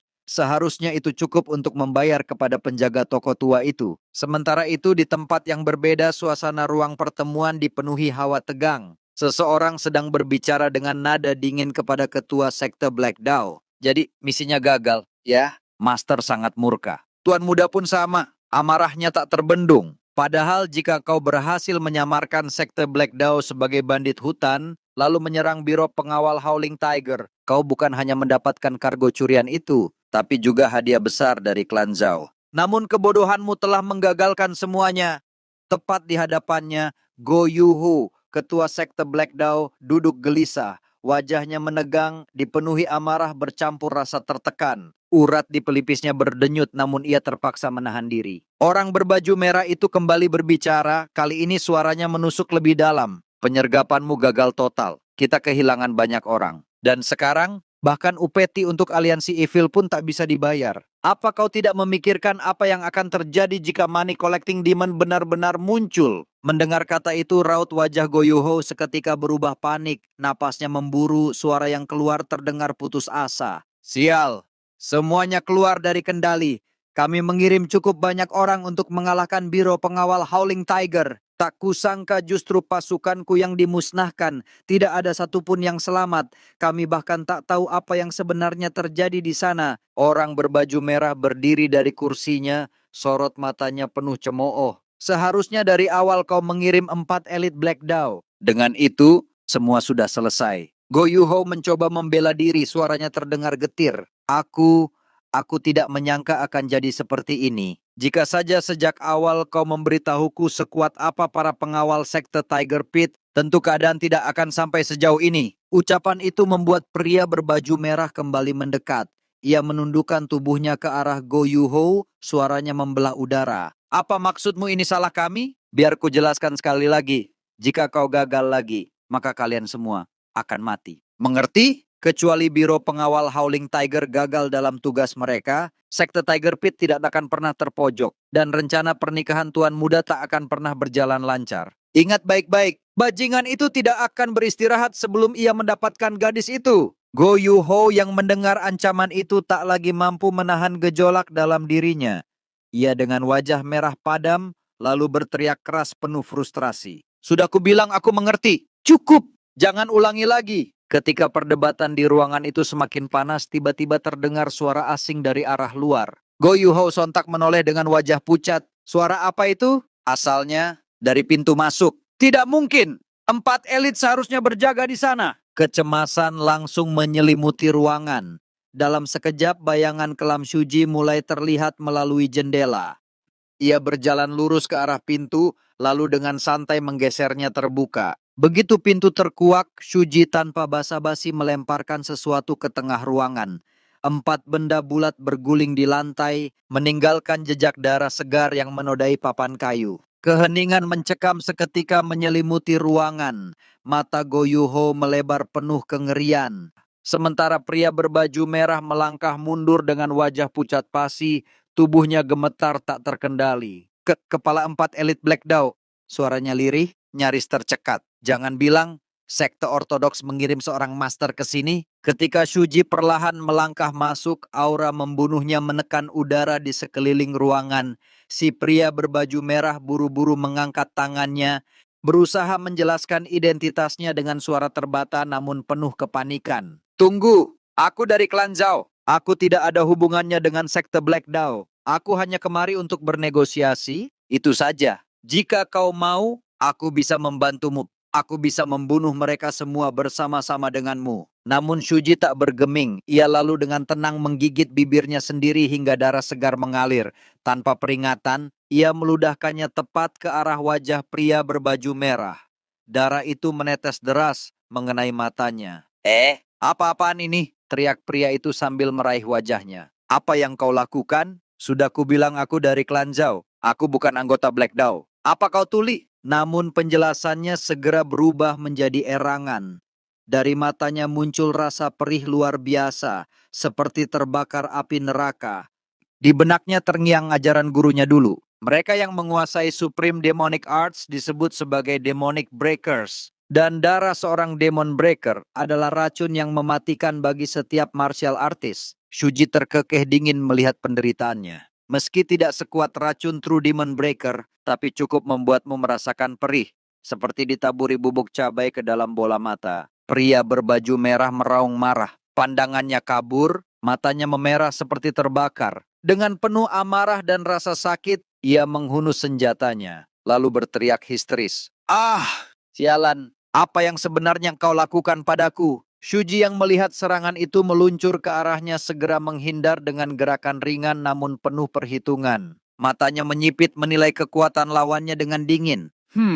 Kekuatan martial artnya hanya berada di tingkat 1, tapi jelas tidak sebanding dengan 4 elit sebelumnya. Meski begitu, Shuji tidak memberi kelonggaran. Aura demoniknya meledak, mengalir liar namun terarah, lalu tersalurkan ke dalam tulang kuda yang digenggamnya. Kedua orang yang menyaksikan pemandangan itu sontak terbelalak. Mustahil! Demonic Arts! Kau bukan dari ortodoks. Kau Mat Demon! Namun Shuji tidak sedikit pun memedulikan teriakan mereka. Dengan tenang ia kembali menghindari serangan yang datang lalu membalas dengan kecepatan kilat. Tulang kuda itu menghantam brutal merobek pertahanan pria klan Zhao. Dalam sekejap tubuhnya tumbang tak berdaya. Untuk memastikan Shuji mengangkat senjatanya sekali lagi lalu memukul kepalanya hingga hancur. Darah menyembur liar. Kini hanya tersisa Go Yuho yang berdiri terpaku dengan wajah pasti tubuhnya gemetar hebat. Pandangannya terpaku pada Shuji sambil terngiang pemahaman tentang kekuatan mengerikan itu. Demon, Demonic Path, Demonic Arts. Makhluk-makhluk itu melampaui batas ideologi, melampaui etika antara ortodoks maupun unortodoks. Mereka adalah inkarnasi iblis, musuh abadi seluruh martial world. Dan kini salah satu monster itu muncul di dalam sekte Black Dao. Seorang demon tak ubahnya binatang buas. Sampai mereka mencapai realm tertentu yang mereka tahu hanyalah membunuh dan membunuh. Panik, Go Yuho segera menekan sebuah tombol rahasia, berusaha memanggil bantuan. Bibirnya bergetar, pikirannya kalut. Selagi dia sibuk dengan pria Zhao itu, aku harus kabur, harus melaporkannya ke aliansi Evil. Tidak, mungkin ke aliansi martial. Jika tidak, aku akan mati sia-sia. Namun langkahnya terhenti mendadak ketika sebuah suara dingin memanggilnya. Go Yuho, itu kau, bukan? Suara itu membuat darahnya seakan membeku. Mata Go Yuho melebar. Jantungnya berdegup kencang. Tunggu, dia masih sadar? Meski telah menguasai demonic art, dia tidak kehilangan kesadaran, bahkan mampu mengendalikan energi iblisnya. Itu hanya mungkin dilakukan oleh seorang master peak stage. Itu mustahil. Kesadaran itu menghantamnya. Tanpa pikir panjang, ia langsung berlutut, wajahnya menunduk penuh ketakutan. Tuan yang terhormat, tolong ampuni nyawa saya. Jika Anda mengampuni saya akan mengungkapkan semuanya. Hari ini adalah batas waktu kami untuk membayar upeti kepada aliansi Evil. Jika gagal, bukan hanya saya yang akan mati, bahkan Anda pun bisa terjerat dalam bencana ini. Shuji terdiam sejenak, matanya menilai Go Yuho dengan tajam. Pria ini lebih jeli dari yang kuduga. Dengan suara tenang tapi penuh tekanan, ia mengajukan syarat. Kalau begitu, serahkan martial artmu. Jika kau menolak, aku akan membunuhmu. Go Yuho terperanjat. Keringat dingin bercucuran deras dari keningnya. Menyerahkan martial artku. Sama saja dengan mati. Kalau begitu, setidaknya aku harus mencoba menyerangnya. Tangannya bergerak cepat, berusaha mencabut pedangnya. Namun Shuji sudah memperkirakan itu. Dalam sekejap ia menyerang lebih dulu, membuat darah mengalir dari luka di kepala Go Yuho. Meski berhasil menjaga jarak, wajah Go Yuho berubah drastis. Matanya menyala penuh kebencian. Energi ini, jadi kau bukan Master Peak Stage? Seorang warrior tingkat 2 berani menggertakku? Dasar biadab. Namun Shuji hanya berdiri santai, auranya tetap menekan, suaranya dingin. Badut, dengan ini tugasku menjadi lebih mudah. Saatnya memusnahkan Black Dao. Ketika Shuji melontarkan kata-kata itu, tiba-tiba saja Go Yuho merasakan pusing yang menusuk kepalanya. Ia berucap lirih, "Mustahil, apa serangan tadi dilumuri sesuatu?" Shuji melangkah mendekat perlahan. Tatapannya tajam penuh ejekan. Suaranya rendah namun bergema di ruangan itu. Aku berterima kasih padamu. Biasanya, menghadapi orang sepertimu akan cukup merepotkan. Tapi berkat salah pahammu sendiri, pekerjaanku justru menjadi lebih mudah. Saat kata-kata itu terucap, udara di sekeliling mendadak terasa mencekam. Roh-roh yang sebelumnya terbunuh oleh tangan Shuji mulai muncul, bergentayangan dengan wajah penuh dendam. Mereka menjerit, menyeru, seakan ingin menyeret Go Yuho ikut bersama mereka. Kau juga harus mati, matilah bersamaku. Ketua! Suara-suara itu menusuk telinga, membuat nyali Go Yuho benar-benar runtuh. Ia berteriak histeris dan mulai menyerang membabi buta, pedangnya menebas udara tanpa arah. Namun Shuji tetap tenang. Dengan gerakan cepat, ia mengayunkan tulang kuda dan menghantam salah satu tangan Go Yuho hingga terdengar bunyi retakan. Go Yuho yang tersisa masih memaksa bertahan. Pedangnya berkelebat liar mencoba menebas Shuji. Tapi setiap serangan itu hanyalah menebas bayangan. Shuji menghindar dengan kelincahan tak terduga, langkahnya tidak bisa ditebak. Go Yuho semakin panik, matanya melebar, tubuhnya bergetar. Ia berucap lirih, "Pergerakan macam apa ini?" Gerakannya liar, tapi ada disiplin yang mengikatnya. Seperti seorang pembunuh dengan naluri predator murni. Pergerakannya tidak bisa diprediksi, dia bisa membunuh dalam situasi apapun. Rasanya seperti demon medan perang. Namun sebelum pikirannya selesai menyusun jawaban, bayangan Shuji sudah kembali muncul di hadapannya. Tulang kuda itu berayun, menghantam wajahnya dengan kekuatan brutal. Tubuh Go Yuho terpental keras, menghantam sebuah lemari. Kayu lemari pecah, gulungan kertas dan dokumen berhamburan memenuhi udara. Shuji meraih salah satu lembaran kertas yang melayang, membacanya dengan tatapan dingin. Bibirnya kemudian melontarkan kata-kata yang menusuk. Kau menculik wanita lalu menjual mereka ke rumah bordil. Kau memeras mereka demi mengembangkan sektemu. Bahkan kau berani meminjam uang dari Biro Keamanan Tiger. Go Yuho yang sudah terpojok, tubuhnya berlumuran darah dan keringat segera menunduk memohon. Suaranya bergetar, penuh rasa takut. Warrior Agung, aku mengakui semua kesalahanku. Jika kau mengampuniku, aku bersumpah. Aku akan berjanji. Namun Shuji kembali menatap tajam ke arah Go Yuho sambil menjatuhkan obor yang ia pegang. Ada berapa banyak orang yang pernah memohon ampunan kepadamu seperti ini? Itulah yang kutanyakan. Obor itu terus bergulir, meninggalkan jejak api yang mulai membakar segala sesuatu di ruangan. Go Yuho berlutut, wajahnya dipenuhi ketakutan yang tak terkendali. Kumohon, ampuni aku. Aku akan melakukan apapun. Namun, Shuji tetap tak bergeming. Pandangan matanya sedingin jurang maut. Tangannya sudah mengangkat tulang kuda, siap untuk menghabisi lawannya. Ia berucap lirih, setidaknya dengan ini, beban Biro Keamanan Tiger bisa sedikit berkurang. Ketika tulang kuda itu melesat, Go Yuho akhirnya tersadar siapa sebenarnya sosok yang selalu menjerumuskannya ke dalam bencana akhir-akhir ini. Namun kesadarannya itu datang terlambat. Dengan satu serangan hidupnya berakhir. Tubuhnya terkulai dan rohnya pun terseret ke dalam kegelapan Shuji. Sekali lagi aura dingin menyelimuti ruangan. Roh Go Yuho terserap menambah kekuatan Shuji. Ia bergumam, jadi kau memang pemimpin sekte Black Dao. Go Yuho, dia cukup kuat juga. Shuji hendak melangkah keluar, namun telinganya segera menangkap suara langkah-langkah di luar ruangan. Ternyata, beberapa orang telah menunggu tepat di hadapan pintu. Ia menarik napas dalam, lalu menghela dengan nada penuh kejengkelan. Hah, tampaknya malam ini akan sangat panjang.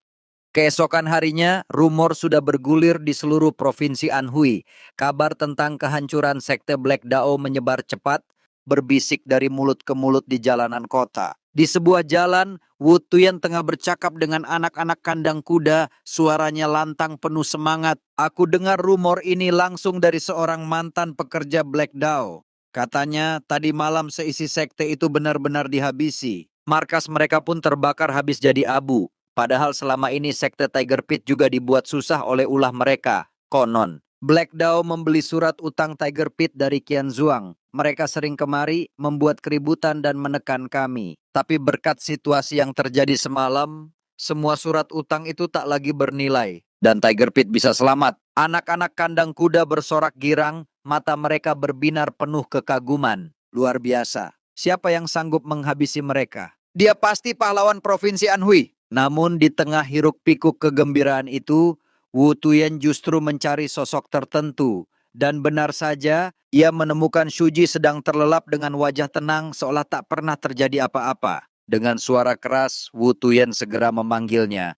Hei, pemula! Apa sudah selesai bersih-bersihnya? Shuji hanya terdiam, matanya menatap Wu Tuyan dengan sorot malas, seolah tak peduli sedikit pun. Tatapan itu justru membuat Wu Tuyan semakin geram. Ia melangkah mendekat dengan wajah berkerut, penuh kekesalan. Kenapa kau menatapku seperti itu? Apa kau punya masalah? Shuji yang tak menyukai sikap itu hanya menghela napas dalam hati. Menyebalkan sekali. Aku bahkan ingin memperlihatkan gold token padanya. Tidak, aku harus menahan diri. Aku tidak boleh gegabah sampai urusan dengan klan Zhao benar-benar beres. Namun Wu Tuyan tetap saja memarahinya. Suaranya keras menusuk telinga, tak memberi Shuji ruang untuk berpikir.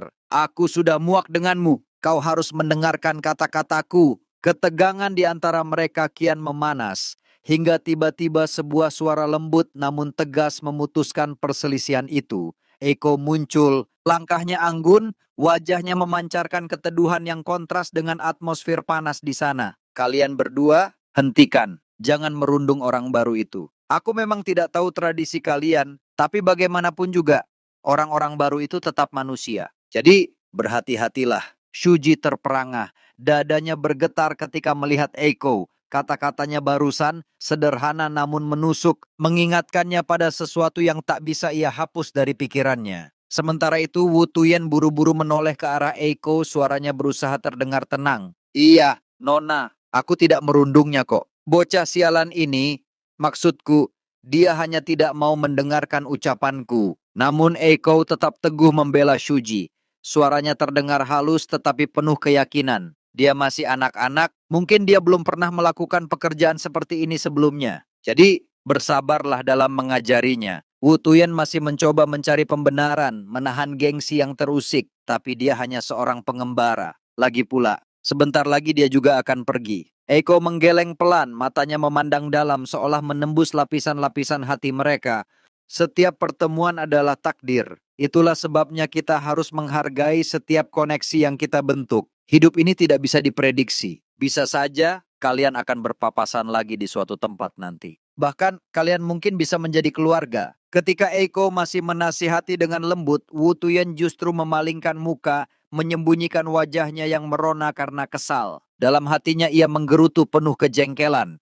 Mana mungkin aku akan bertemu lagi dengan orang kunyuk ini. Sementara itu Eiko berbalik, tatapannya hangat dan memanggil Shuji dengan nada suara yang penuh perhatian. Hei, kamu orang baru, bukan? Jika ada yang mengganggumu, katakan padaku. Oke? Apa kau paham? Shuji yang tertegun melihat sosok Eiko dalam keadaan sempurna merasakan gejolak di dalam dadanya. Ia hampir tak percaya. Suara dan wajahnya sangat berbeda. Namun, meski begitu, tatapan tajamnya itu masih sama. Kau belum berubah ya Eiko? Dengan suara tenang, Shuji menjawab, kau juga, kalau ada yang mengganggumu lagi, datanglah kepadaku.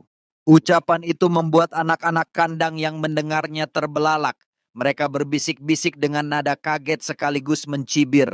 Dasar bodoh, Berani-beraninya dia bicara selancang itu pada nona muda. Namun berbeda dengan reaksi mereka, Eiko justru menanggapi dengan santai tanpa sedikit pun rasa marah. Baiklah, aku akan melakukannya. Begitulah pertemuan mereka di siang hari itu. Sebuah momen sederhana yang diam-diam menyisakan jejak dalam hati Shuji.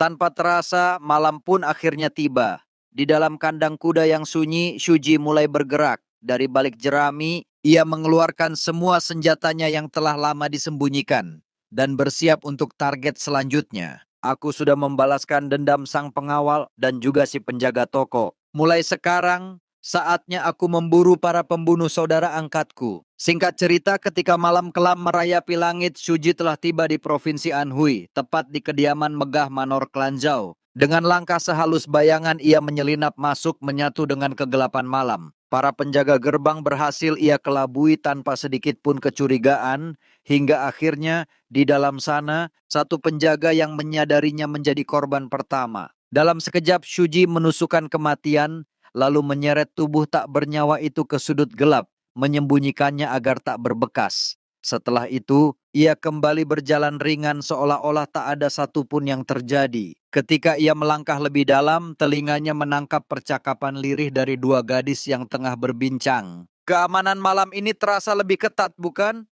Ucap yang satu dengan nada gugup. Memang begitu. Tapi apa hubungannya dengan kita? Jawab kawannya acuh. Lagi pula, setelah sekte Black Dao dimusnahkan hanya dalam satu malam, wajar saja bila penjagaan diperketat. Shuji yang mendengar obrolan itu segera menyadari kehadiran dua penjaga tak jauh dari sana. Dengan gerakan secepat kilat, ia melemparkan sebuah ranjau besi kecil. Benda itu menancap ke kaki salah satu penjaga, membuatnya terkejut. Saat penjaga itu sibuk berusaha melepaskan besi tersebut, Shuji menyergap dari belakang, menuntaskan hidupnya dalam hening. Sekejap kemudian, ia menghilang kembali ke dalam bayang-bayang. Teman si penjaga yang masih duduk tidak menyadari tragedi yang terjadi di balik punggungnya. Ia hanya mendengus kesal dan berseru, "Hei, kenapa kau malah bermalas-malasan di situ? Sial, kita bahkan belum dapat makanan yang layak." Di tengah kelengahannya, Shuji bergerak senyap. Racun pekat ia tuangkan ke dalam makanan yang ada di depan penjaga itu. Dengan wajah masam, tanpa sedikit pun curiga, sang penjaga lalu melahap sisa makanan beracun itu. Sambil mengunyah, ia bergumam lirih, "Sial, kenapa kau diam saja? Hei, apa kau tidak mendengarkanku? Aku bicara padamu." Tak lama setelah suapan terakhir masuk ke dalam perutnya, racun itu mulai bekerja.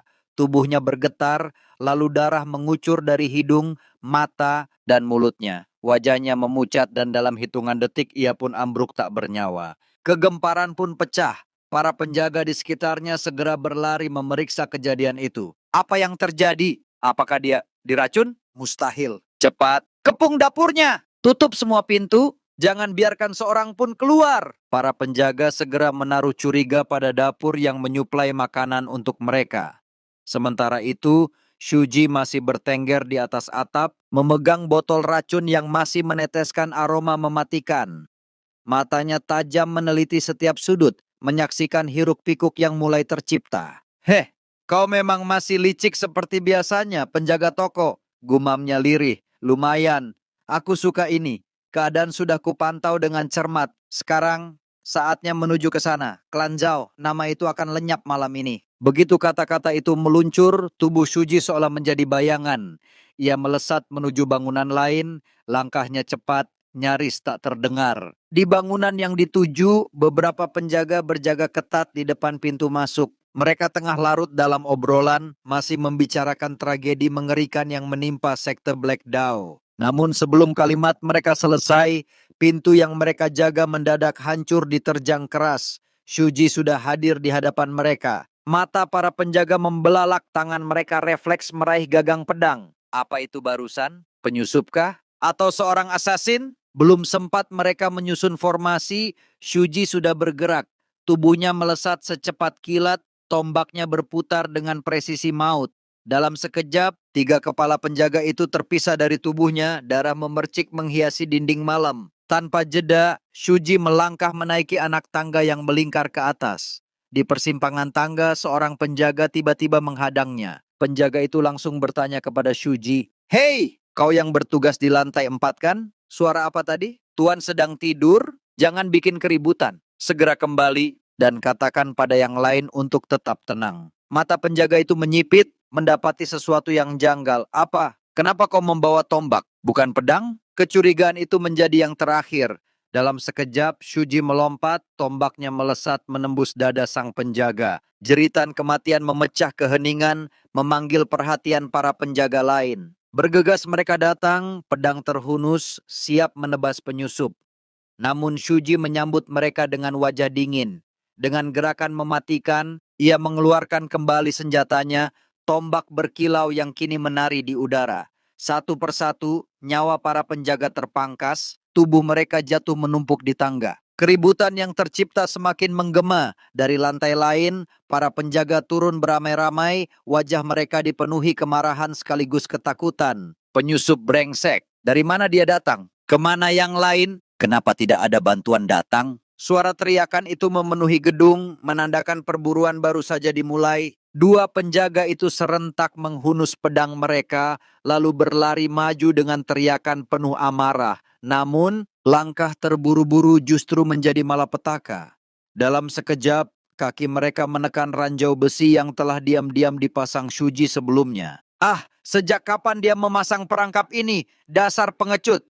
Teriak salah satu dari mereka, panik bercampur marah. Ketika keduanya sibuk menggerutu dan berusaha melepaskan jebakan dari kaki mereka, Shuji bergerak cepat seperti kilatan petir. Tombaknya berdesing di udara menembus tubuh mereka tanpa ampun. Namun sebelum hening sempat kembali, sebuah suara berat menggema memecah udara malam. Berisik sekali. Suara itu tidak sekadar suara, melainkan mengandung tekanan internal yang menggetarkan, membuat udara seolah bergetar. Shuji langsung menajamkan indranya, tubuhnya kaku penuh kewaspadaan. Ia dapat merasakan kekuatan pemilik suara itu jauh melampaui Go Yuho. Langkah perlahan terdengar mendekat. Dari balik kegelapan seorang pria tua muncul. Sorot matanya tajam, auranya begitu berat, seolah-olah seluruh ruangan dipenuhi oleh kehadirannya. Ia berdiri tegak lalu membuka mulut dengan nada mengejek yang penuh wibawa. Walaupun kau tidak diundang, bukankah tata krama tetap harus ditegakkan? Katakanlah, apa yang membawamu datang malam-malam begini? Shuji menatap tajam tanpa segera menjawab, namun di dalam hatinya pikirannya bergemuruh. Akhirnya kami bertemu, pria yang membantai begitu banyak orang, hanya demi menjerumuskan hidup orang lain dalam kesengsaraan. Pemimpin klan Zhao Yuxi. Shuji menatap lurus ke arah pria tua itu lalu bersuara dengan nada tajam dan penuh tekanan. Zhao Yuxi, pemimpin dari klan Zhao. Itu kau? Bukan. Mendengar namanya disebut dengan begitu lugas, Zhao Yuxi tertawa pendek, lalu menghembuskan auranya yang berat. Suara yang keluar dari mulutnya terdengar seperti guruh yang menggetarkan dada. Dasar bocah kurang ajar, jagalah ucapanmu. Dari mana asalmu sebenarnya? Kau tidak tampak seperti murid dari sekte ortodoks. Bukan dari Valley of Perdition, bukan pula dari Path of Supremacy Society, atau mungkin kau datang dari Beyond the Black Sand. Sementara itu, mata Shuji menyipit, tubuhnya menajamkan perasaan. Ia memperhatikan aliran ki yang melingkupi Zhao Yuxi. Aliran ki-nya tidak biasa, terbelit, namun tetap fokus. Bahaya. Pertarungan ini jelas tidak akan mudah. Akhirnya Shuji menjawab, suaranya datar namun mantap. Aku berasal dari sekte Tiger Pit. Mendengar itu, Zhao Yuxi sempat tersentak, wajahnya menunjukkan sedikit keterkejutan. Oh? Dibentuk dan dibesarkan oleh master dari sekte Tiger Pit, katamu sulit dipercaya. Aku bahkan tak bisa membayangkan orang itu membesarkan seekor harimau buas seperti dirimu. Katakan, apa hubunganmu dengan sekte Tiger Pit? Shuji pun memasang ekspresi serius. Ia menatap pria tua itu tanpa gentar, lalu menjawab dengan nada sinis. Aku hanyalah seorang tamu, pelayan warrior. Tidak, lebih tepatnya, pengurus kandang kuda. Mendengar jawaban itu, Zhao Yuxi terdiam sejenak, lalu matanya melebar. Kejutan di wajahnya hanya berlangsung sesaat sebelum ia kembali berbicara dengan nada dingin. Hah, jadi kau bukan orang yang akan memberikan segalanya secara cuma-cuma. Menarik, tapi asal-usulmu tak lagi penting. Kau sudah melemparkan dirimu ke dalam kandang singa. Dan cara yang paling benar untuk menuntaskan ini adalah membunuhmu tanpa perlu banyak kata. Tidakkah kau setuju? Dengan ucapan itu, Zhao Yuxi menghunus pedangnya. Seketika aura tajam yang memancar darinya memenuhi ruangan, menindih udara seperti badai yang siap melahap. Namun Shuji tidak gentar. Ia justru memejamkan mata, membiarkan hawa maut Zhao Yushi menyelimuti dirinya. Dalam keheningan batinnya, ia bergumam penuh tekad. Bisa berhadapan dengan Zhao Yushi secara langsung, sungguh terasa tidak nyata. Di kehidupanku yang lalu, pria ini menghabiskan sisa hidupnya dalam kedamaian tanpa pernah merasakan pedihnya balas dendam. Saat itu, Eko hanya bisa menelan tangis, tidak mampu menuntut keadilan dengan kedua tangannya. Tapi kini, di kehidupan ini, semuanya berbeda. Eko, aku akan menuntaskan dendammu. Di sini, sekarang juga, Shuji segera mengangkat tombaknya, lalu menerjang maju bagaikan kilatan petir menghadapi serangan Zhao Yushi. Begitu senjata mereka beradu, suara dentuman keras bergema dan Zhao Yushi terhempas ke belakang. Tubuhnya goyah, matanya menyipit penuh kecurigaan. Apa kau menggunakan sorcery? Kenapa aku bisa merasakan internal art milik klan Zhao mengalir darimu? Shuji menarik napas dalam, lalu menatapnya tajam. Yah, kenapa kau berpikir seperti itu? Ucapan itu diiringi fenomena mencekam. Dari balik kegelapan, roh-roh orang yang pernah ia habisi muncul satu persatu, berputar mengitari tubuhnya. Aura mereka bercampur, menciptakan tekanan menyesakkan. Dalam hatinya Shuji bergumam, spirit titleku berada di level 9. Compression stage, kekuatanku sebanding dengan Zhao Yushi, seorang master top class. Maka yang akan menentukan hasil pertarungan ini adalah perbedaan jarak pengalaman antara kita. Dua orang yang sama-sama menjalani kehidupan keduanya. Namun Zhao Yushi tak tinggal diam. Ia segera melakukan serangan balik.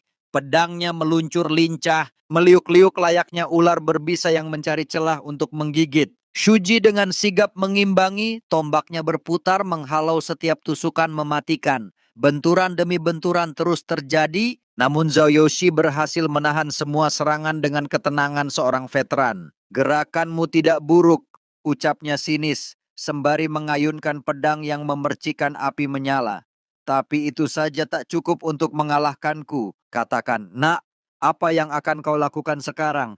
Bahkan matamu pun bisa hangus bila terkena semburan api ini. Namun dugaan Zhao Yushi salah besar. Shuji tidak mundur. Ia menerima semua percikan api yang mengarah padanya, tubuhnya ditempa panas, namun ia tetap maju dengan tombak di tangan.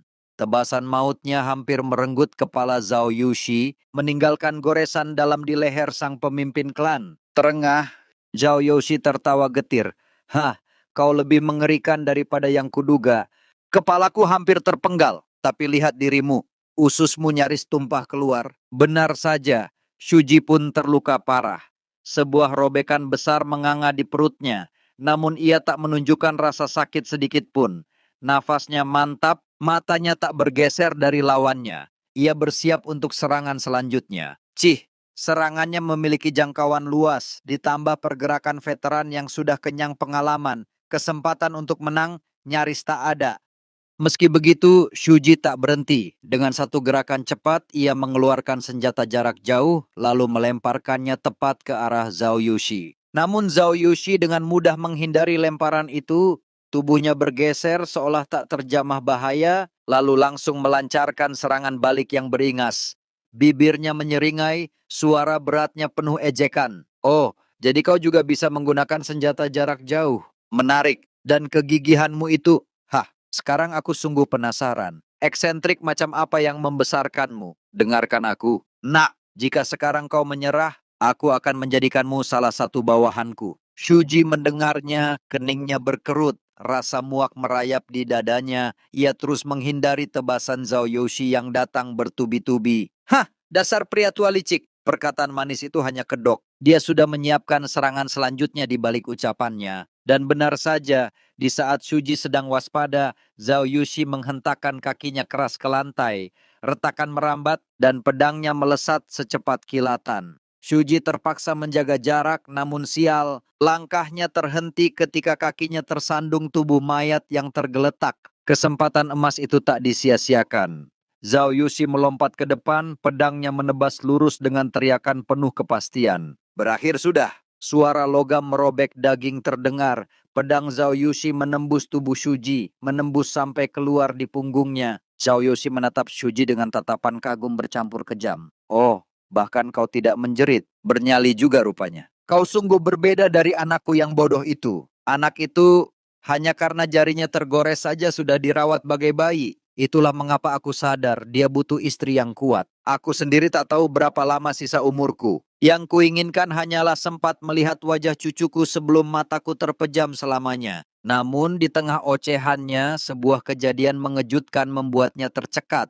Shuji tiba-tiba meraih pedang yang menembus tubuhnya. Tangannya mencengkeram erat. Darah mengalir di sela-sela jarinya, membuat Zhao Yushi terbelalak kaget. Dengan suara parau namun penuh tekad, Shuji menatap lurus ke matanya. Kau tidak tahu berapa lama lagi sisa umurmu. Zhao Yushi tersentak. Ia berusaha menarik pedangnya kembali, namun pedang itu seakan terkunci. Tak mau bergerak. Wajahnya memucat, ketidakpercayaan terpancar jelas. Pedangnya tidak mau bergerak, mustahil. Tidak peduli seberapa kuat genggamanmu. Bagaimana mungkin bocah ini dia menghentikan pedangku dengan tulang rusuknya. Gila, ini kegilaan yang sungguh gegabah. Jangan-jangan sejak awal dia sengaja memberikan titik lemah untuk memancingku menyerang bagian samping tubuhnya. Ketika Zhao Yoshi masih dibelenggu oleh pikirannya sendiri, Shuji yang sadar penuh akan situasi justru menyalakan bara tekadnya.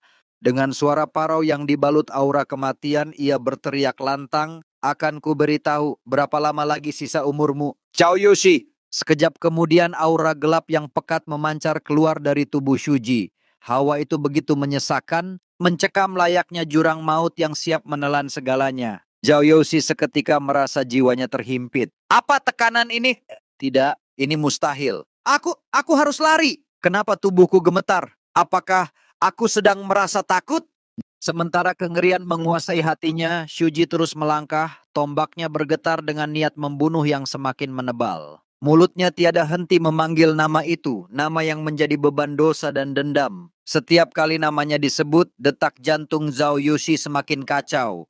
Panik menggerogoti pikirannya. Dengan tenaga penuh, ia berusaha menarik pedang yang masih terjebak di tubuh Shuji. Sialan, aku harus mencabut pedang ini. Aku butuh jarak, aku harus menjauh darinya. Namun sia-sia, genggaman Shuji lebih kuat dari baja, darahnya yang mengalir hanya menambah aura mengerikan yang menyelimuti tubuhnya. Shuji juga terus memanggil nama Zhao Yushi ketika melakukan itu.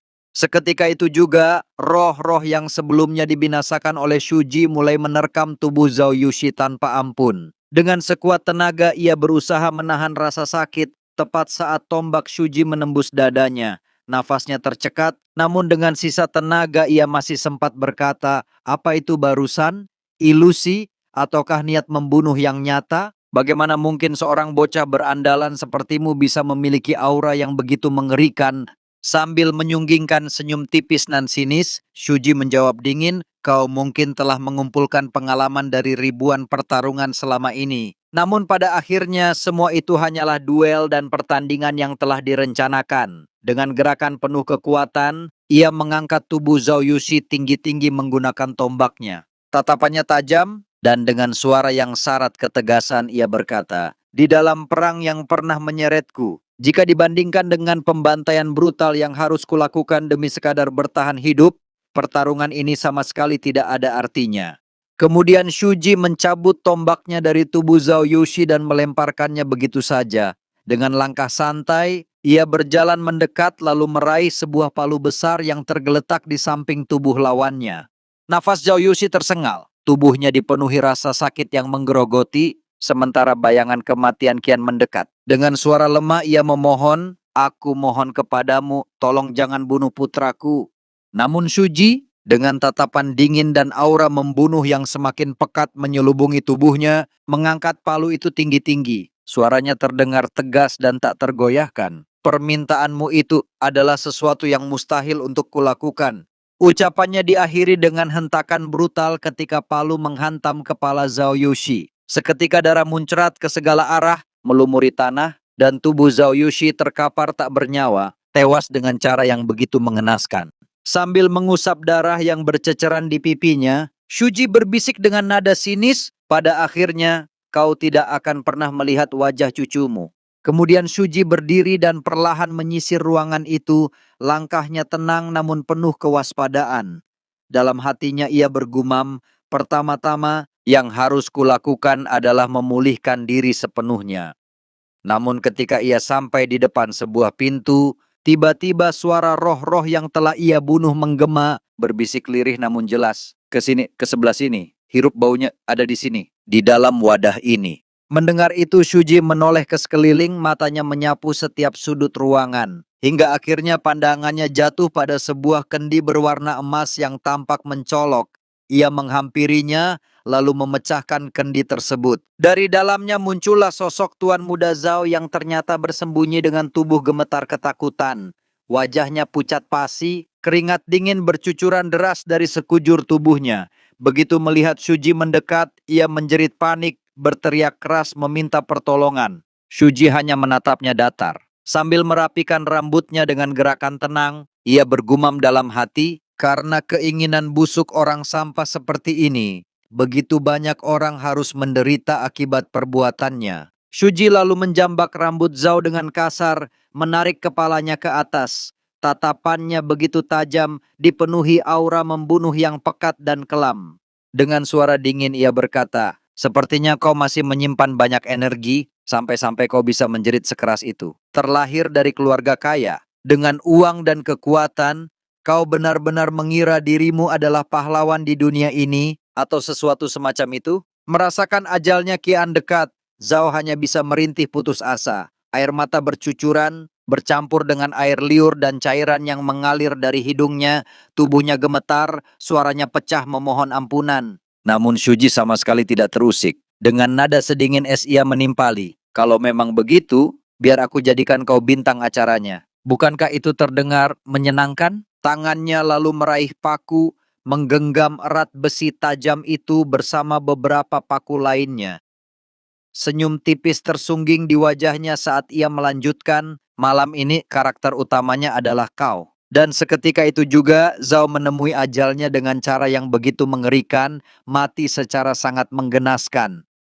Keesokan harinya, berbagai poster pengumuman terpampang di seluruh penjuru provinsi Anhui. Kerumunan orang tampak berbondong-bondong berhenti untuk membaca, saling berdesakan di depan papan pengumuman. Di atas lembaran itu tertulis jelas, akibat kerjasama antara sekte ortodoks dan sekte Black Dao demi meraih keuntungan kotor, seseorang telah menjatuhkan hukuman yang sepadan kepada mereka. Hukuman ini dijalankan atas nama para korban yang menjadi sasaran kebengisan kedua sekte tersebut. Setelah membacanya, orang-orang mulai saling bertukar pandangan dan berbisik satu sama lain. Seorang pria di antara kerumunan berkata, "Manor sekte Black Dao dan klan Zhao benar-benar dihancurkan berturut-turut. Kudengar ada seorang vigilante misterius yang muncul dan membantai semua orang di dalam manor, kecuali para pelayan mereka. Tentu saja ini kabar baik bagi kesejahteraan rakyat. Tapi aku benar-benar penasaran, siapakah orang yang melakukannya?"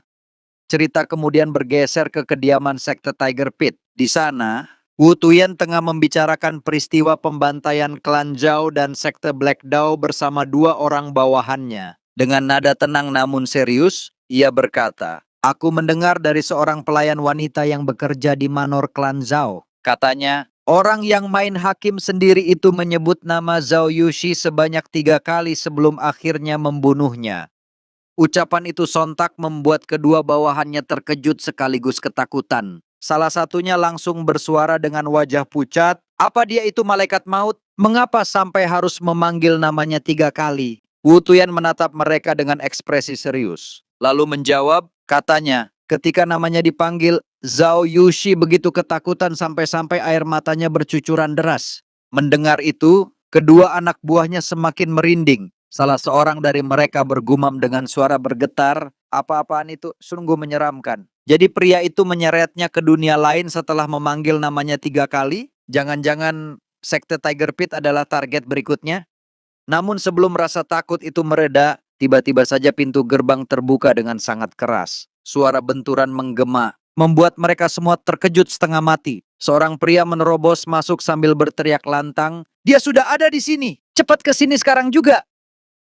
Cerita lalu berpindah, memperlihatkan Eiko yang sedang menunggangi seekor kuda, ditemani Shuji yang berjalan santai di tepi danau. Sambil menggenggam kendali kudanya, pikiran Eiko terus dipenuhi oleh sosok misterius yang telah melenyapkan sekte Black Dao dan klan Zhao. Dalam hatinya ia bergumam. Dia memanggil nama targetnya sebanyak 3 kali, lalu menyeret mereka ke dunia lain. Vigilante misterius. Begitulah orang-orang menyebutnya. Dalam waktu singkat saja, dia berhasil melenyapkan sekte Black Dao dan juga klan Zhao. Meskipun kedua sekte itu biadab, rasanya tetap salah jika seseorang bersenang-senang atas kesialan yang menimpa orang lain.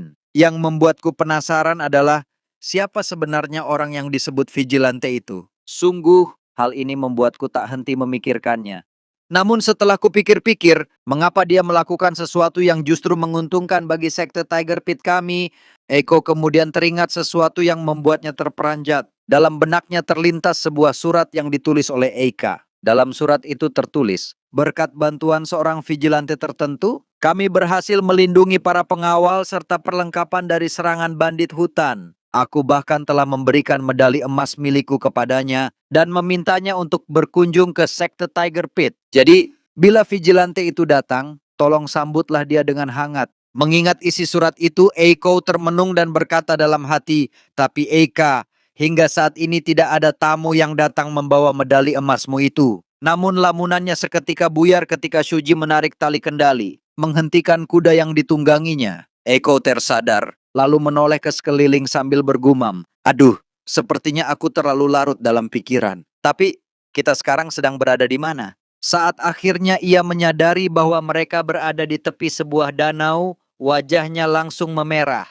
Raut kagum terpancar jelas, terpesona akan keindahan danau yang membentang di hadapannya. Sambil menatap danau dengan senyum manis, Eiko berkata, kau tahu dari mana kalau aku suka pergi ke danau? Apa sebelumnya aku pernah memberitahumu? Dengan ekspresi datar dan dingin, Shuji menjawab singkat, iya, kau pernah mengatakannya kala itu.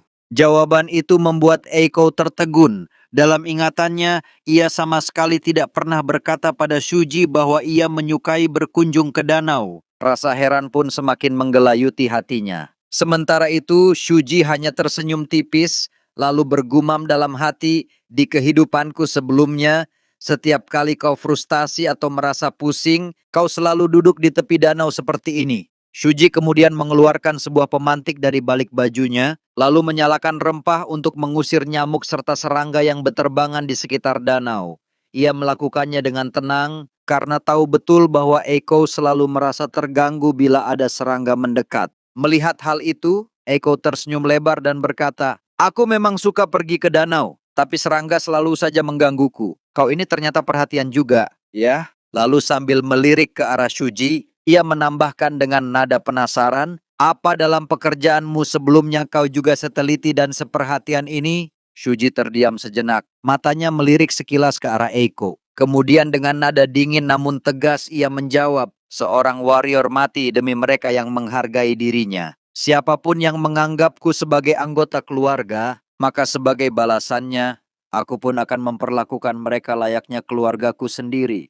Mendengar jawaban itu, Eiko tersenyum manis. Ia pun berkata, sepertinya kau memang punya pendirian yang begitu kuat. Kalau begitu, aku takkan bertanya-tanya lagi. Lalu ia menjulurkan tangannya ke arah Shuji dan melanjutkan dengan tulus, selama kau berada di sini, di sekte Tiger Pit, maka kau adalah bagian dari keluarga kami. Sambil menatap Eiko, Shuji terdiam sejenak. Pikirannya melayang jauh ke masa lalu, ke dalam kehidupannya sebelumnya. Saat itu, ia berada di dalam sebuah goa, duduk sambil memangku tubuh Eiko yang sekarat. Dengan suara lemah, Eiko kala itu berkata, apa kau tahu mengapa aku menyelamatkanmu? Karena aku adalah ahli waris wanita dari Biro Keamanan Tiger. Bukankah kau sendiri yang pernah memberitahuku bahwa Master dan istrinya adalah orang-orang baik? Sejak saat itu, aku pun menganggapmu sebagai bagian dari keluargaku. Kenangan itu perlahan memudar dan Shuji kembali pada kenyataan. Ia mencoba meraih tangan Eiko yang masih terulur padanya. Namun, sebelum genggamannya sempurna, tiba-tiba Wutuyen datang bergegas sambil berteriak, Nona muda, para pengawal telah kembali. Mendengar kabar itu, Eiko spontan menarik kembali tangannya, lalu segera memegang kendali kudanya. Dengan wajah penuh kegembiraan, ia menarik tali kendali dan bersiap menghampiri mereka. Sebelum beranjak, ia menoleh pada Shuji dan berkata, maaf, tapi sekarang aku harus pergi duluan. Malam ini kami akan mengadakan perjamuan, jadi pastikan kau datang ya. Shuji hanya terdiam mematung, menunduk memandangi tangannya sendiri yang gagal menggenggam tangan Eiko. Setelah Eiko dan Wu Tuyen menjauh meninggalkannya, barulah ia tersenyum lebar. Menatap keindahan danau yang tenang, ia bergumam lirih. Kehidupan ini tidak begitu buruk.